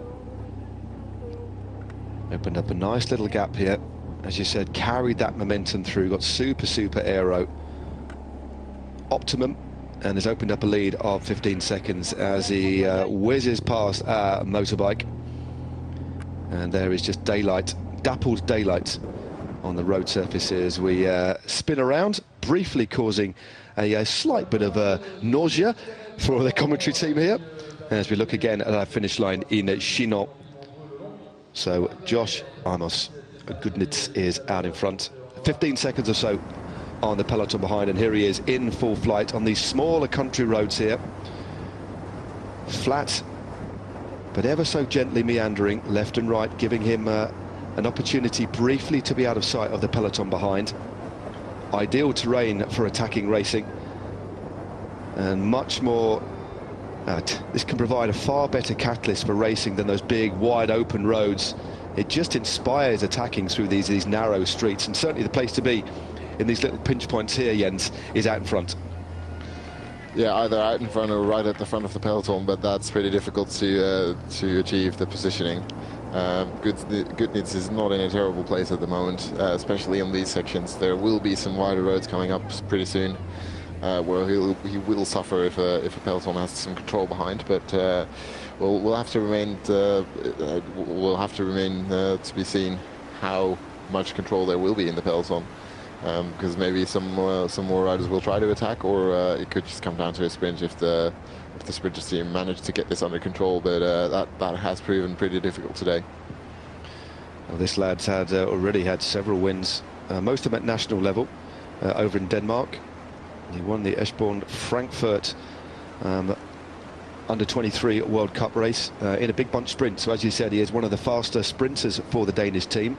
But clearly their plan today. Had a man in the move earlier on, Foldager, the Maillot Jaune no less, out in front. They attacked again in this second little group that went clear, and now it is this man who is solo with 17.3 Ks to go. Again, he is riding, not in this race of course, but he is currently a stagiaire for the Cofidis team, rides for Team Colorquick, but 22 years of age, and already with a lot of wins on the board, and they've eased up here, 25 seconds. This is going out now, so this is a good move. But right now, seemingly no panic, or should I say no willingness to try and bring this back. So again, Denmark up the road. They are the team that has been on the front foot all day long, Jens. Yeah, they've certainly tried to stay in control of this race by attacking, and at the moment it's working quite well. I think they've had someone in every move we've seen, and now Solo out front again. 17 kilometers to go, 25 seconds, just a solo rider. Of course, he does not have the fatigue of that entire stage in the breakaway in his legs. But I think for the sprinters teams, if they can get together, get some control going, it should be controllable, this. Just the gap is still going out now, but 30 seconds over 16, 17 kilometers, that's still doable. But the peloton will have to get their act together and put some riders at the front to chase this down at some point, because it's a fresh rider. It's you know, he'll have more legs left than one of the breakaway riders would have had. Yeah, he certainly will. He's looking good at the moment, despite that little bit of a headwind. This is relatively sheltered terrain here, in and out of these little villages. Shelter from these buildings and also from these little bits of wooded areas. That's what you want. You want that low pressure to pass through if you can as an individual rider. On the hoods here, and it is the German squad. Now, Great Britain, should I say, that are starting to chase behind after getting involved in several of those moves. This is the thing, that there are teams that have sprinters, but also when the racing is on, they're always putting riders in the breakaways at the same time. So they've got an evolving plan just to be where the racing is, But right now, with a 40-second lead, 16 Ks to go, this is certainly a good move. And as you said, relatively fresh legs, Jens, taking the racing line there, just slicing a metre or so off. He is at the moment looking good and looking strong. Yeah, it's a strong rider, but we did see him adopt that aero position just a few minutes ago. Now he's back onto the drops and slightly higher with his shoulders. Maybe not as practiced in that position as some of the other riders we've seen over the years. But he's still pushing. He's going fast, but it looks like he's feeling the effort already. Maybe wasn't really planning to be out here on his own, but either he has to make it stick or he has to abandon this move. But with 40 seconds, with just 15 kilometers to go, I think he just has to keep going and see where this move takes him. Yeah, just by, I think you're quite right. I think he went clear. He went clear on his own. There's nobody with him. But given the phase of racing that we're at, he wouldn't have been mistaken in thinking, well, maybe I'll take a little group. But he is now committed, and quite often, when you see a rider adopting this position, it's generally, in the way his head's moving around, it looks like he might have pushed through into the red for a sustained period of time and is now just paying for that initial acceleration. On the drops, it isn't quite as aerodynamic, depending on the rider's frame, etc. The most aero position on a road bike, generally speaking, is when you're on the hoods with your arms at 90 degrees, less of the forearms exposed as he just gets back into that aero tuck. Of course, if you trade in that position a lot, it can be pretty comfy, but if you don't, it can actually be quite uncomfortable, and therefore you just relieve the stress by going onto the drops a little bit more. But still holding steady there, Jens, at 40 seconds. It does look like he's suffering from that position, still not incredibly aero. I think the gap stabilized now at 40 seconds. I think some of the teams in the bunch have realized that there's someone out front and they have to do something about it. So the pace has gone right up again. It's interesting to see how it just was a full-on attacking phase, and then once one rider got away, it fully shut down. Everyone was just across the road, slowing down. Now it's sped back up again, and I think, yeah, if just 2 or 3 teams get together and try to control this, it should be on for a bunch sprint. But Goodnitz is trying his best, trying to stay up front. Yeah, Joshua Goodnitz is out in front on his own. It's been another intriguing day's racing. This is day 2 of the Tour de l'Avenir, 59th edition of the Race of the Future. We started earlier on today in Nozay, and it won't be too long before we hit the outskirts of the historic town of Chinon. We pass close to the finish line, but not through it, and they do a little loop around the edge of the town and head back in, running parallel to the river Vienne into the finish just on the banks of the river, almost in the shadow of the iconic Chateau de Chinon, the home back in the Middle Ages of none other than Henry II. But from the past to the present day, the chase is now on, and the lead of our solo Danish rider out in front has come down. It is now 35 seconds, just under 4 hours of racing today. This, the longest stage of this Tour de l'Avenir, as we get a reminder of the intermediate classification. Still in the lead of the King of the Mountains, the rider from Luxembourg, Loic Bettendorf, took those points yesterday. Today's only climb was taken by Alexander Vinokourov Jr., I think it's fair to add, of the Kazakhstan team. So no change in that classification, but there could be a change in the GC today.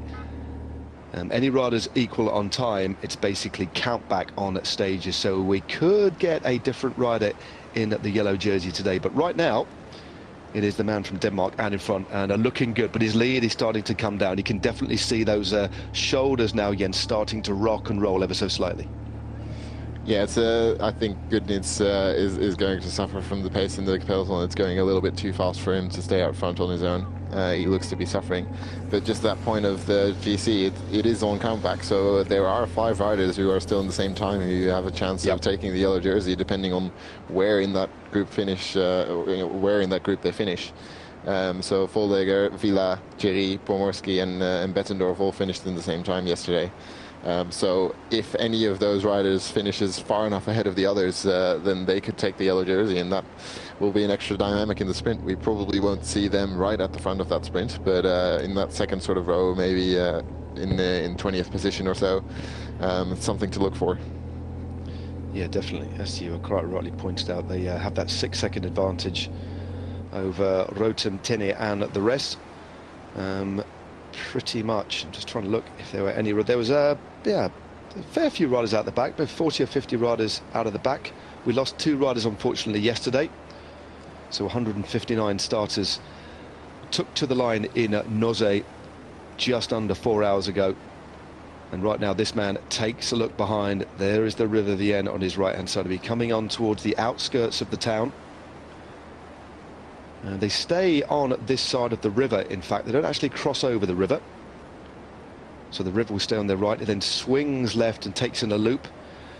With 5k's to go, there's a right, well, just under 5k's to go, there's a right-hand turn, and then with 3.5k's to go, there's a 90-degree right-hander, and that's where the riders will get the wind in their back. But it looks as if Goodnitz is starting to capitulate here. Keeping the same pace as the bunch with that nagging headwind is very difficult, and it does look like with around 10k's to go, his tenure, Jens, at the front is about to come to an end. Yeah, it looks like that move is pretty much over now, and we will get into the finish town pretty soon. There will be that final loop, but there are some technical parts to that passage through the finish line, or not quite the finish line, but through the finish town anyway. With around 8 kilometers to go, there'll be a couple corners, which is maybe, well, we're already seeing some movement at the front of the bunch, so either that's teams trying to be in the best position for the sprint, or there could be some more attacks coming. And it does look like the bunch is split. We don't really have a second camera at the back of the peloton, but it does not look like the full peloton is still in this group. I think we've lost a few riders there, just looking at the back of that shot. Ooh, sorry, those little bits of road furniture are causing me a little bit of alarm and distress. Thankfully they've been signalling. You're quite right, there's definitely been a split It's a sizable peloton that we've got off the front, but there has been a split. You can just see there's no vehicle directly behind it. The gap to the rest, there's one singular rider on their own. It's either split in the wind or there might have been a crash. We don't know. We haven't had sight. Our eyes have been on the rider out in front. Kudnitz, as you can just see, quite technical here. And as you quite rightly said, as we approach the edge of Chinon and we swing left before we come back on ourselves, we pass through the Jardin Anglais, and there's a hard left, then there's a very hard right, then another left, and then we head out towards the far part of the circuit with about 6 kilometers to go. So coming up, there's a real technical section for the best part of a kilometer or so, and that's why the pace has really increased on the front here. Yeah, I think that's mostly just teams looking for control, but if anyone wants to try and attack, it's either going to be there in that town with about 8 kilometers to go, so coming up really shortly, or in the final 2 kilometers when we do have a tailwind again, which makes it a little bit easier to get off the front of the peloton. But the pace is really high. Maybe some riders have sensed that there are a few riders behind and they want to keep those behind, or it's just trying to position for the sprint. Yeah, it could be. Again, without any radios, unless they've been looking around, they might not even know. There'll be some of the riders who won't be too sure. This is the little section that we're talking about as we go through Le Jardin Anglais. Several little turns. Gets quite technical in a few moments' time. 8.6 kilometers to go. We are now in Chinon. No time for sightseeing, but there is a definite split in the peloton here. I'd estimate, as we just bend around this corner, and we get a wave from one of the locals. Oh, that's quite a tight one there. It looks like Great Britain are the team now on the front. Denmark not too far away as well. This is the section that I was talking about with its lefts and its rights. The place to be is up in front. Looks like there's about maybe 60 or so, 70 riders still in this front group, which still leaves best part of 80 odd riders behind this split, Jens. Yeah, that's what it looks like. Race Radio has reported 2 consecutive crashes that caused that split, so that does explain it. But that definitely means that some GC riders will be caught behind, maybe some sprinters as well. So they'll just be trying their hardest to get back to the front of the peloton. But with the pace so high, that's going to be really, really difficult. Yeah, it says that we've got 15 seconds to a lead. I think he's actually been caught, or is he still out in front? I'm sure he was taken back, so just scrub out that little bit of a lead, unless it's the gaps between the 2 groups on the road, because as you said, there has been a big crash. Now we're there's the group, so yeah, about 50 or so riders. We can't give you any names of the riders who are in this group. There possibly are some GC riders caught out. And we're coming in now to the last 7.5 kilometers of stage 2 of the Tour de l'Avenir, from Nozay to Chinon. It is all back together. Incredibly, we had the race leader Anders Foldegger, who took the stage win yesterday, and with the maillot jaune on his shoulders was part of a 3-man break that ultimately was taken back. The first rider to wave the white flag was Alexander Vinokourov, took the mountains points, dropped back to the peloton. It was then the race leader and Alias Turk of Slovenia who were the sole survivors out in front. And then with about 35 kilometers to go, Foldegger went solo, only to be caught with about 25 kilometers to go. There was then a flurry of attacks, none of which stuck. And now with 7Ks to go, as we head just out of the town of Chinon, we'll be looping back in very shortly. We have a reduced peloton. The bunch split by a crash that happened about 5 or 6 kilometers ago. And in the next 10 minutes or so, we'll find out who's going to win this stage 2 of the Tour de l'Avenir. But it is Switzerland on the front at the moment, Jens. Yeah, Switzerland controlling the pace. We are getting reports that the Belgian GC hope Le Serre has been caught in that crash, still hasn't started up again, so that's not looking great for the Belgian team. But it's not just him, it's definitely more riders. We haven't got the exact numbers of riders caught out in the crash, but it's not a huge peloton anymore here at the front. No, a couple of the French riders, Rémi Allandé of the Auvergne-Rhône-Alpes team, also caught in that crash. We'll get some more information if we can. There, we've just seen that, unsurprisingly, the yellow jersey Anders Foldegger, whatever happens today, whether he loses the jersey or not, will be on the podium as the most combative rider. And to be fair, he deserves it. He really does. He's put on a real show, but he's back in the safety of the peloton, or is he? I haven't seen him in this front group. cannot confirm either way what position he's in, but it is still Switzerland leading this group now. The gap, I think, that they're showing on the screen there is to the next group on the road. It looks as if there's a small clutch of riders fighting to get back into contention with 5.6 k's to go. And in about 2 kilometers time, they'll loop around and then they'll pick up that gentle tailwind on the run-in to the line. So an absolutely fascinating battle this is going to be. Again, we don't know exactly which riders have missed this split, which riders are here. And if we can get a slightly closer look at these riders, we'll let you know. It does look like there's a neutral surface car in the gap now, so that does say something about how the gap's developing. It definitely isn't getting smaller. No, it certainly isn't. You just see Denmark and Germany. Now we're starting to loop round now. So 5 kilometers to go. It looks like France are represented up in front. It is still Switzerland. Now, looking at the Swiss lineup, again, I've been putting you on the spot quite a lot today, which I apologise for. There's the bunch behind, or the remnants of the peloton behind. They were probably at around 15 or 20 seconds. You've got the Michelin neutral service in between. I'd imagine they're going to strip that car out very quickly because the chase is on behind, and there's still enough road, I think, Jens, for that group to make contact. Yeah, I managed to count about 12 seconds, so it's not a huge gap anymore, and I think some of the teams will be desperately trying to claw this gap back, whereas the teams at the front are just trying to position their sprinters. Switzerland, we had this conversation yesterday. I have no clue who's going to sprint for them. It might just be a GC thing with Jan Kirsten, who's probably going to be their GC hope. Maybe trying to keep some other riders behind after that crash, but it could just be positioning here. Well, watch out for the United States. If Luc Lamberty is up there, he would certainly figure. One would imagine that the French team are also well represented by the looks of things here. The best young rider in the white jersey, Pierre Thierry. They're in the blue, riding on home soil, of course. This, the race of the future. 4 kilometers to go, and in about 300 meters, as you can just see the bunch, or the second half of the bunch, should I say, nearly about to make contact. It's going to come at a big cost. I don't think there'll be too many legs fresh enough to participate in the sprint, but in the next 100 meters or so, there's a hard right, and then that will be the road that takes us back into the center of Chinon. Here is that right turn. Thankfully, it's a turn they can take at speed, although one rider nearly gets that one wrong. An unfortunately placed truck just on the corner here, but everybody's got round okay, and it does look as if this is going to be sewn back together, Jens.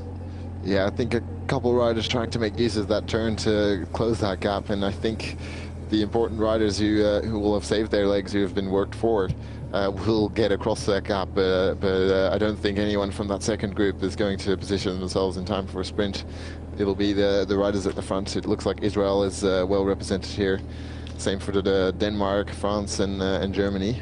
Some other riders may be caught out, but these are some of the great sprinters that we've got here. I haven't seen Lamperti so far, so that's one rider to look out for. I do see a couple of US jerseys in that second group, so maybe he's been caught behind that crash. Indeed. Well, one team that are present, you can see them on the left-hand side, they're right, and that is the Israeli team looking after Oded Kogut, one of the fastest riders around. He looks to be in about 4th or 5th wheel at the moment.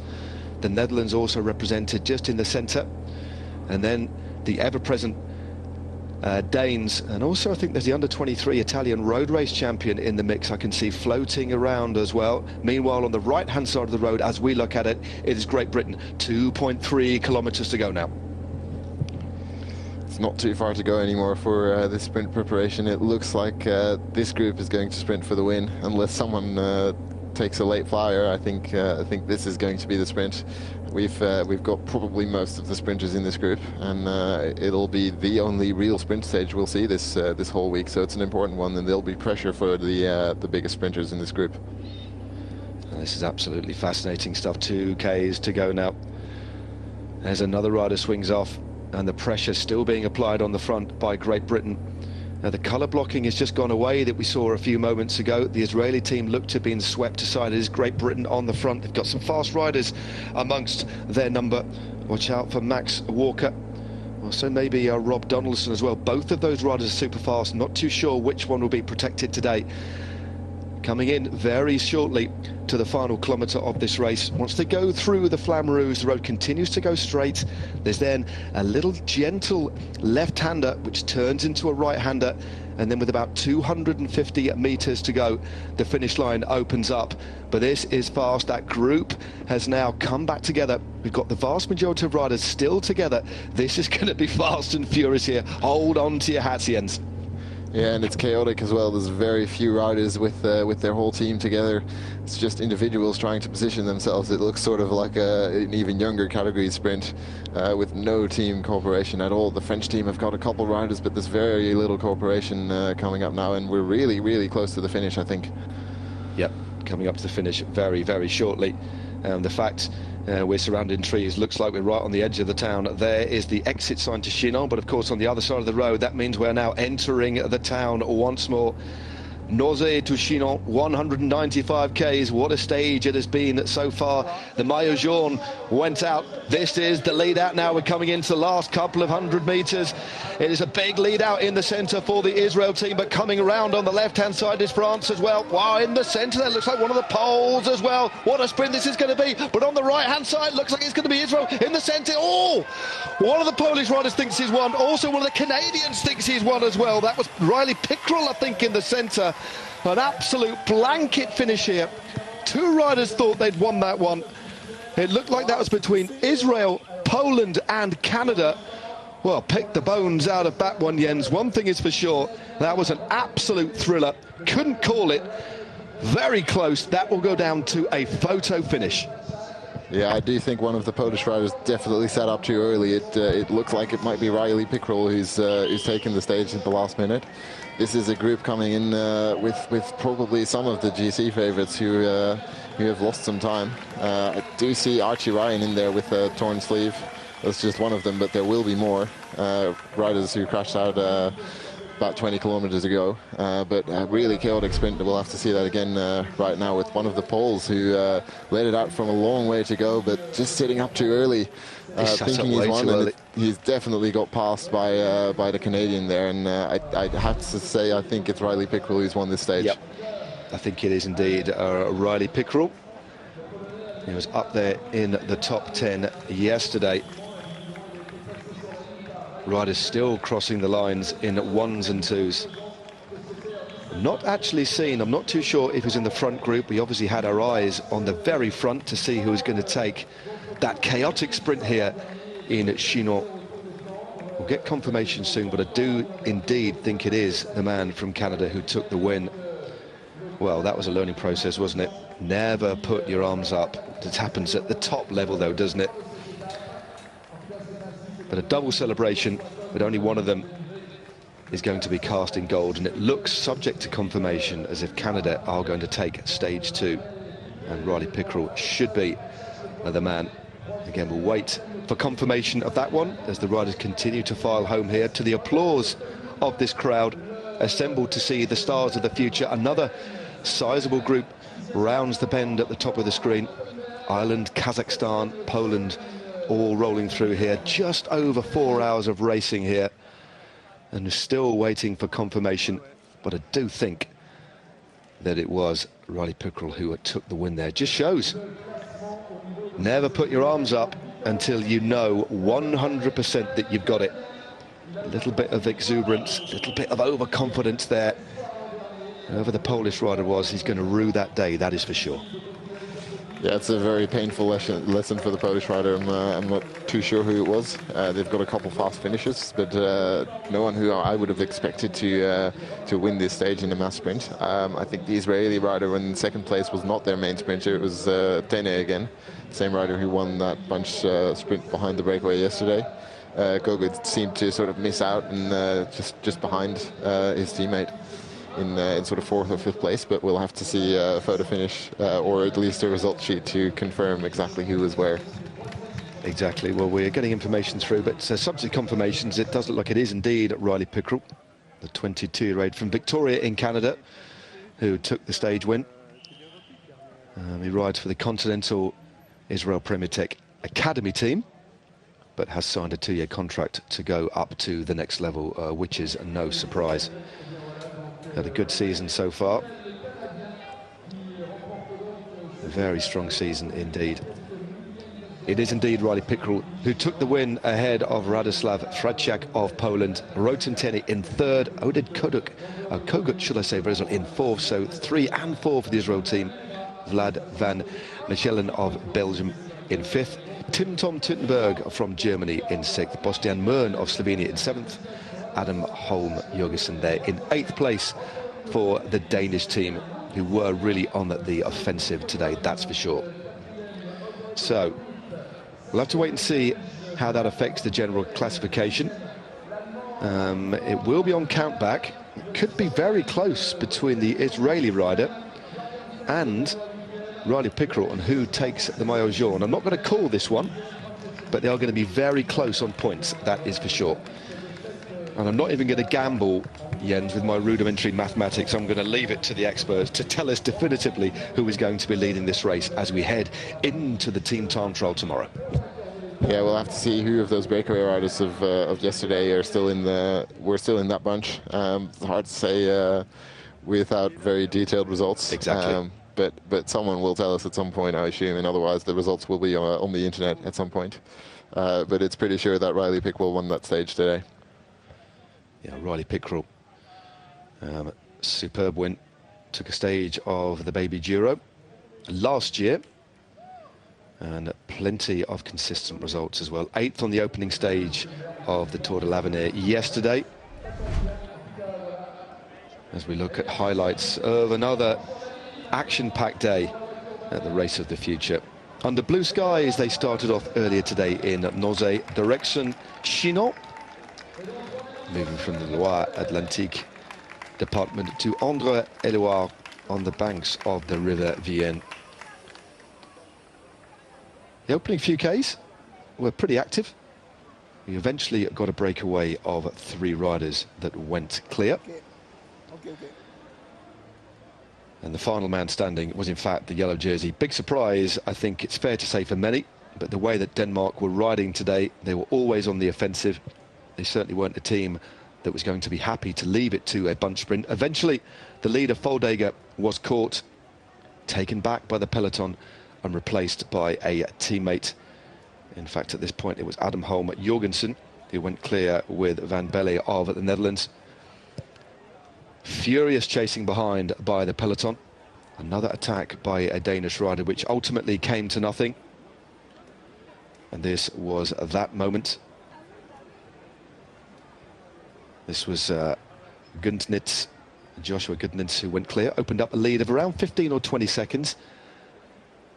There was a crash which split the peloton. It all came back together for a rampaging bunch sprint. It looked like the pole in the centre had taken this one. He certainly thought so, but ultimately, with a late lunge to the line and the second definitive punch of the air, it was Riley Pickering of Canada who opens his account in this year's Tour de l'Avenir. And there is confirmation.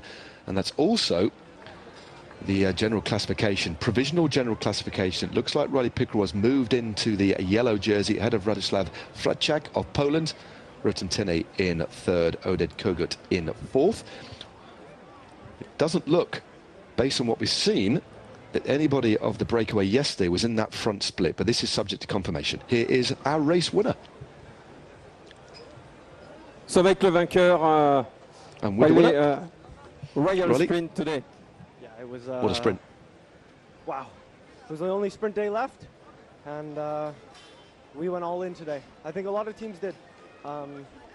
Canada, US, Germany, us, like, we went all in, and I'm just so happy to deliver it for the boys. It was a crazy sprint. Merci. Well, a short but sweet interview there. It was indeed a crazy sprint. Had us on the edge of our seats. It certainly had everybody here enthralled by what unfolded in the last 250 metres. I think that's what characterises this under-23 racing. I've enjoyed this two-day journey so far. Of course, this race carries on tomorrow. We have a team time trial, 26.5 Ks from Vatin to Issoudun. Small climb on the circuit, certainly not a flat affair. Intermediate split at 14.5 Ks. It does look as if Canada will be the last team off, if we do get confirmation that the young Canadian Roddy Pickerel is indeed in the Maillot Jaune. Remember, it's worth reminding you there are no time bonuses on offer on the road stages here. And again, a look at the classification, provisional general classification as we head into stage 3. Pickerel leads ahead of Fredchak, Tene, Kogut and Milchen, Teutenberg, Mern, Jorgensen, Huens and Bussato. All locked on at the same time. But that should change tomorrow. Yeah, I was just looking through the finish line images again, and it does look like Bettendorf made it into that front split. So I'm not quite sure if that's the stage classification, but oh, here we go. Yeah. Avec Loïc qui Good garde spot. son maillot de la montagne, ça a été une très longue journée, très chaude journée. Oui, c'était très long. A long day, a hot day. You've kept the jersey à point. C'était très nerveux dans le peloton. It's really nervous in the peloton. Je pense une grande chute. There's a big, I think there's a big crash, but it was okay for us. Demain, vous le gardez but I've puisque c'est le kept the contre-la-montre, jersey. donc place à la montagne maintenant.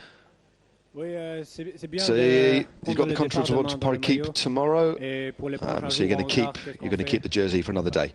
Merci Loïc, qui garde son maillot du classement de la montagne. Well, as you say, if he was spotting that front group, he has that 5-second advantage. So we'll wait and see what happens there. So good spot there, Jens. But if that is indeed the case, he won't only be in the mountains jersey. He'll be in the lead of this race as well, subject to confirmation, of course. yeah, of course, it is possible that someone else made it in there as well. It's very hard to see just on that finish image whether one of the other breakaway riders made it in. So it is possible that someone else has got the yellow jersey, but we'll have to figure that out. Just based on someone from that breakaway yesterday being in the front group, that with the lack of bonus seconds, that does mean that at least Bettendorf or someone else from the breakaway will take the yellow jersey, but we'll just have to wait and see who it is. We will indeed. Well, thank you very much for joining us here on GCN Plus. Wherever you are in the world, I hope you join us tomorrow. We're on slightly earlier tomorrow. We're on back at 2 o'clock British time. That's 1500 hours Central European time. Different start times as we move through the week. So tomorrow is the team time trial. Then you've got a couple of stages for the puncheurs as we head deeper into the week.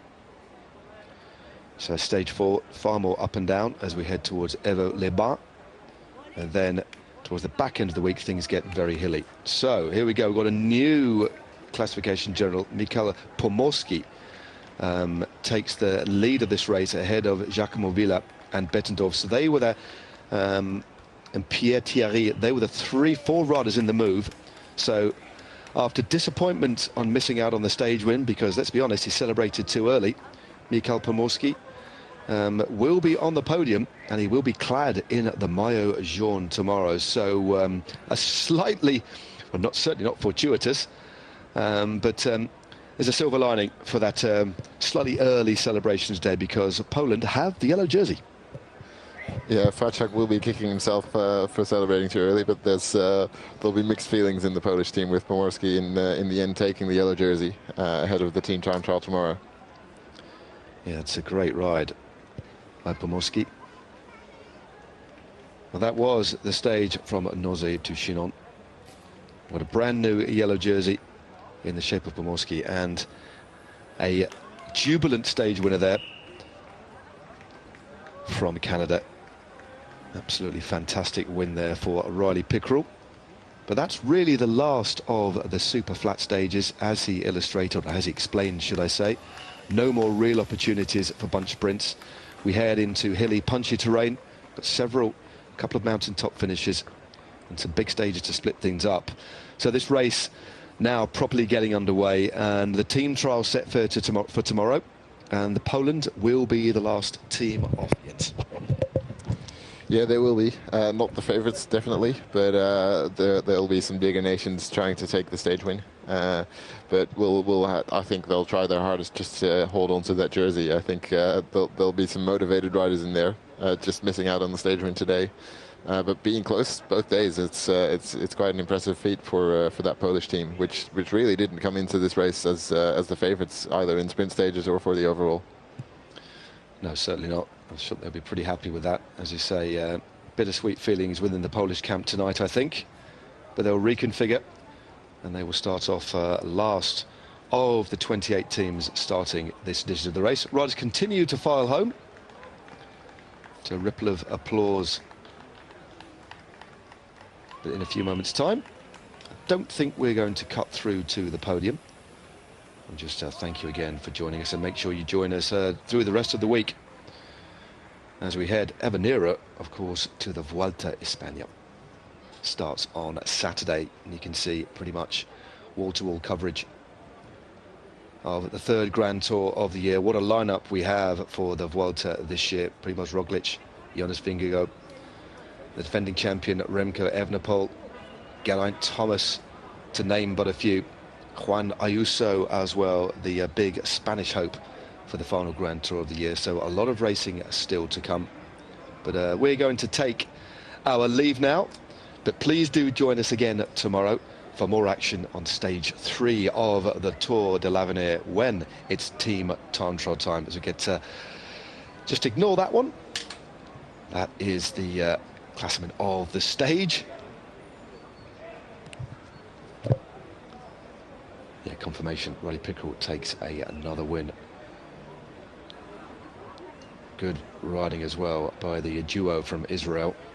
Two riders we identified as the favourites. Couldn't quite deliver today.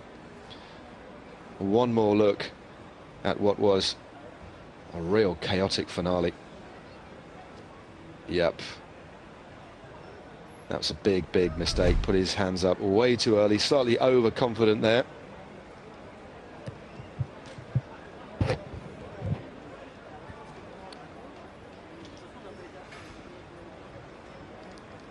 And before we do finally take our leave, just confirmation there is Michał Pomorski will head into stage 3 of this race as your rider, clad in the maillot jaune. Thanks very much indeed for watching once more. Join us tomorrow at 1500 Central European time for stage 3 of the Tour de l'Avenir. But for now, from me, Matt Stevens, and from Jens Decker, it's au revoir.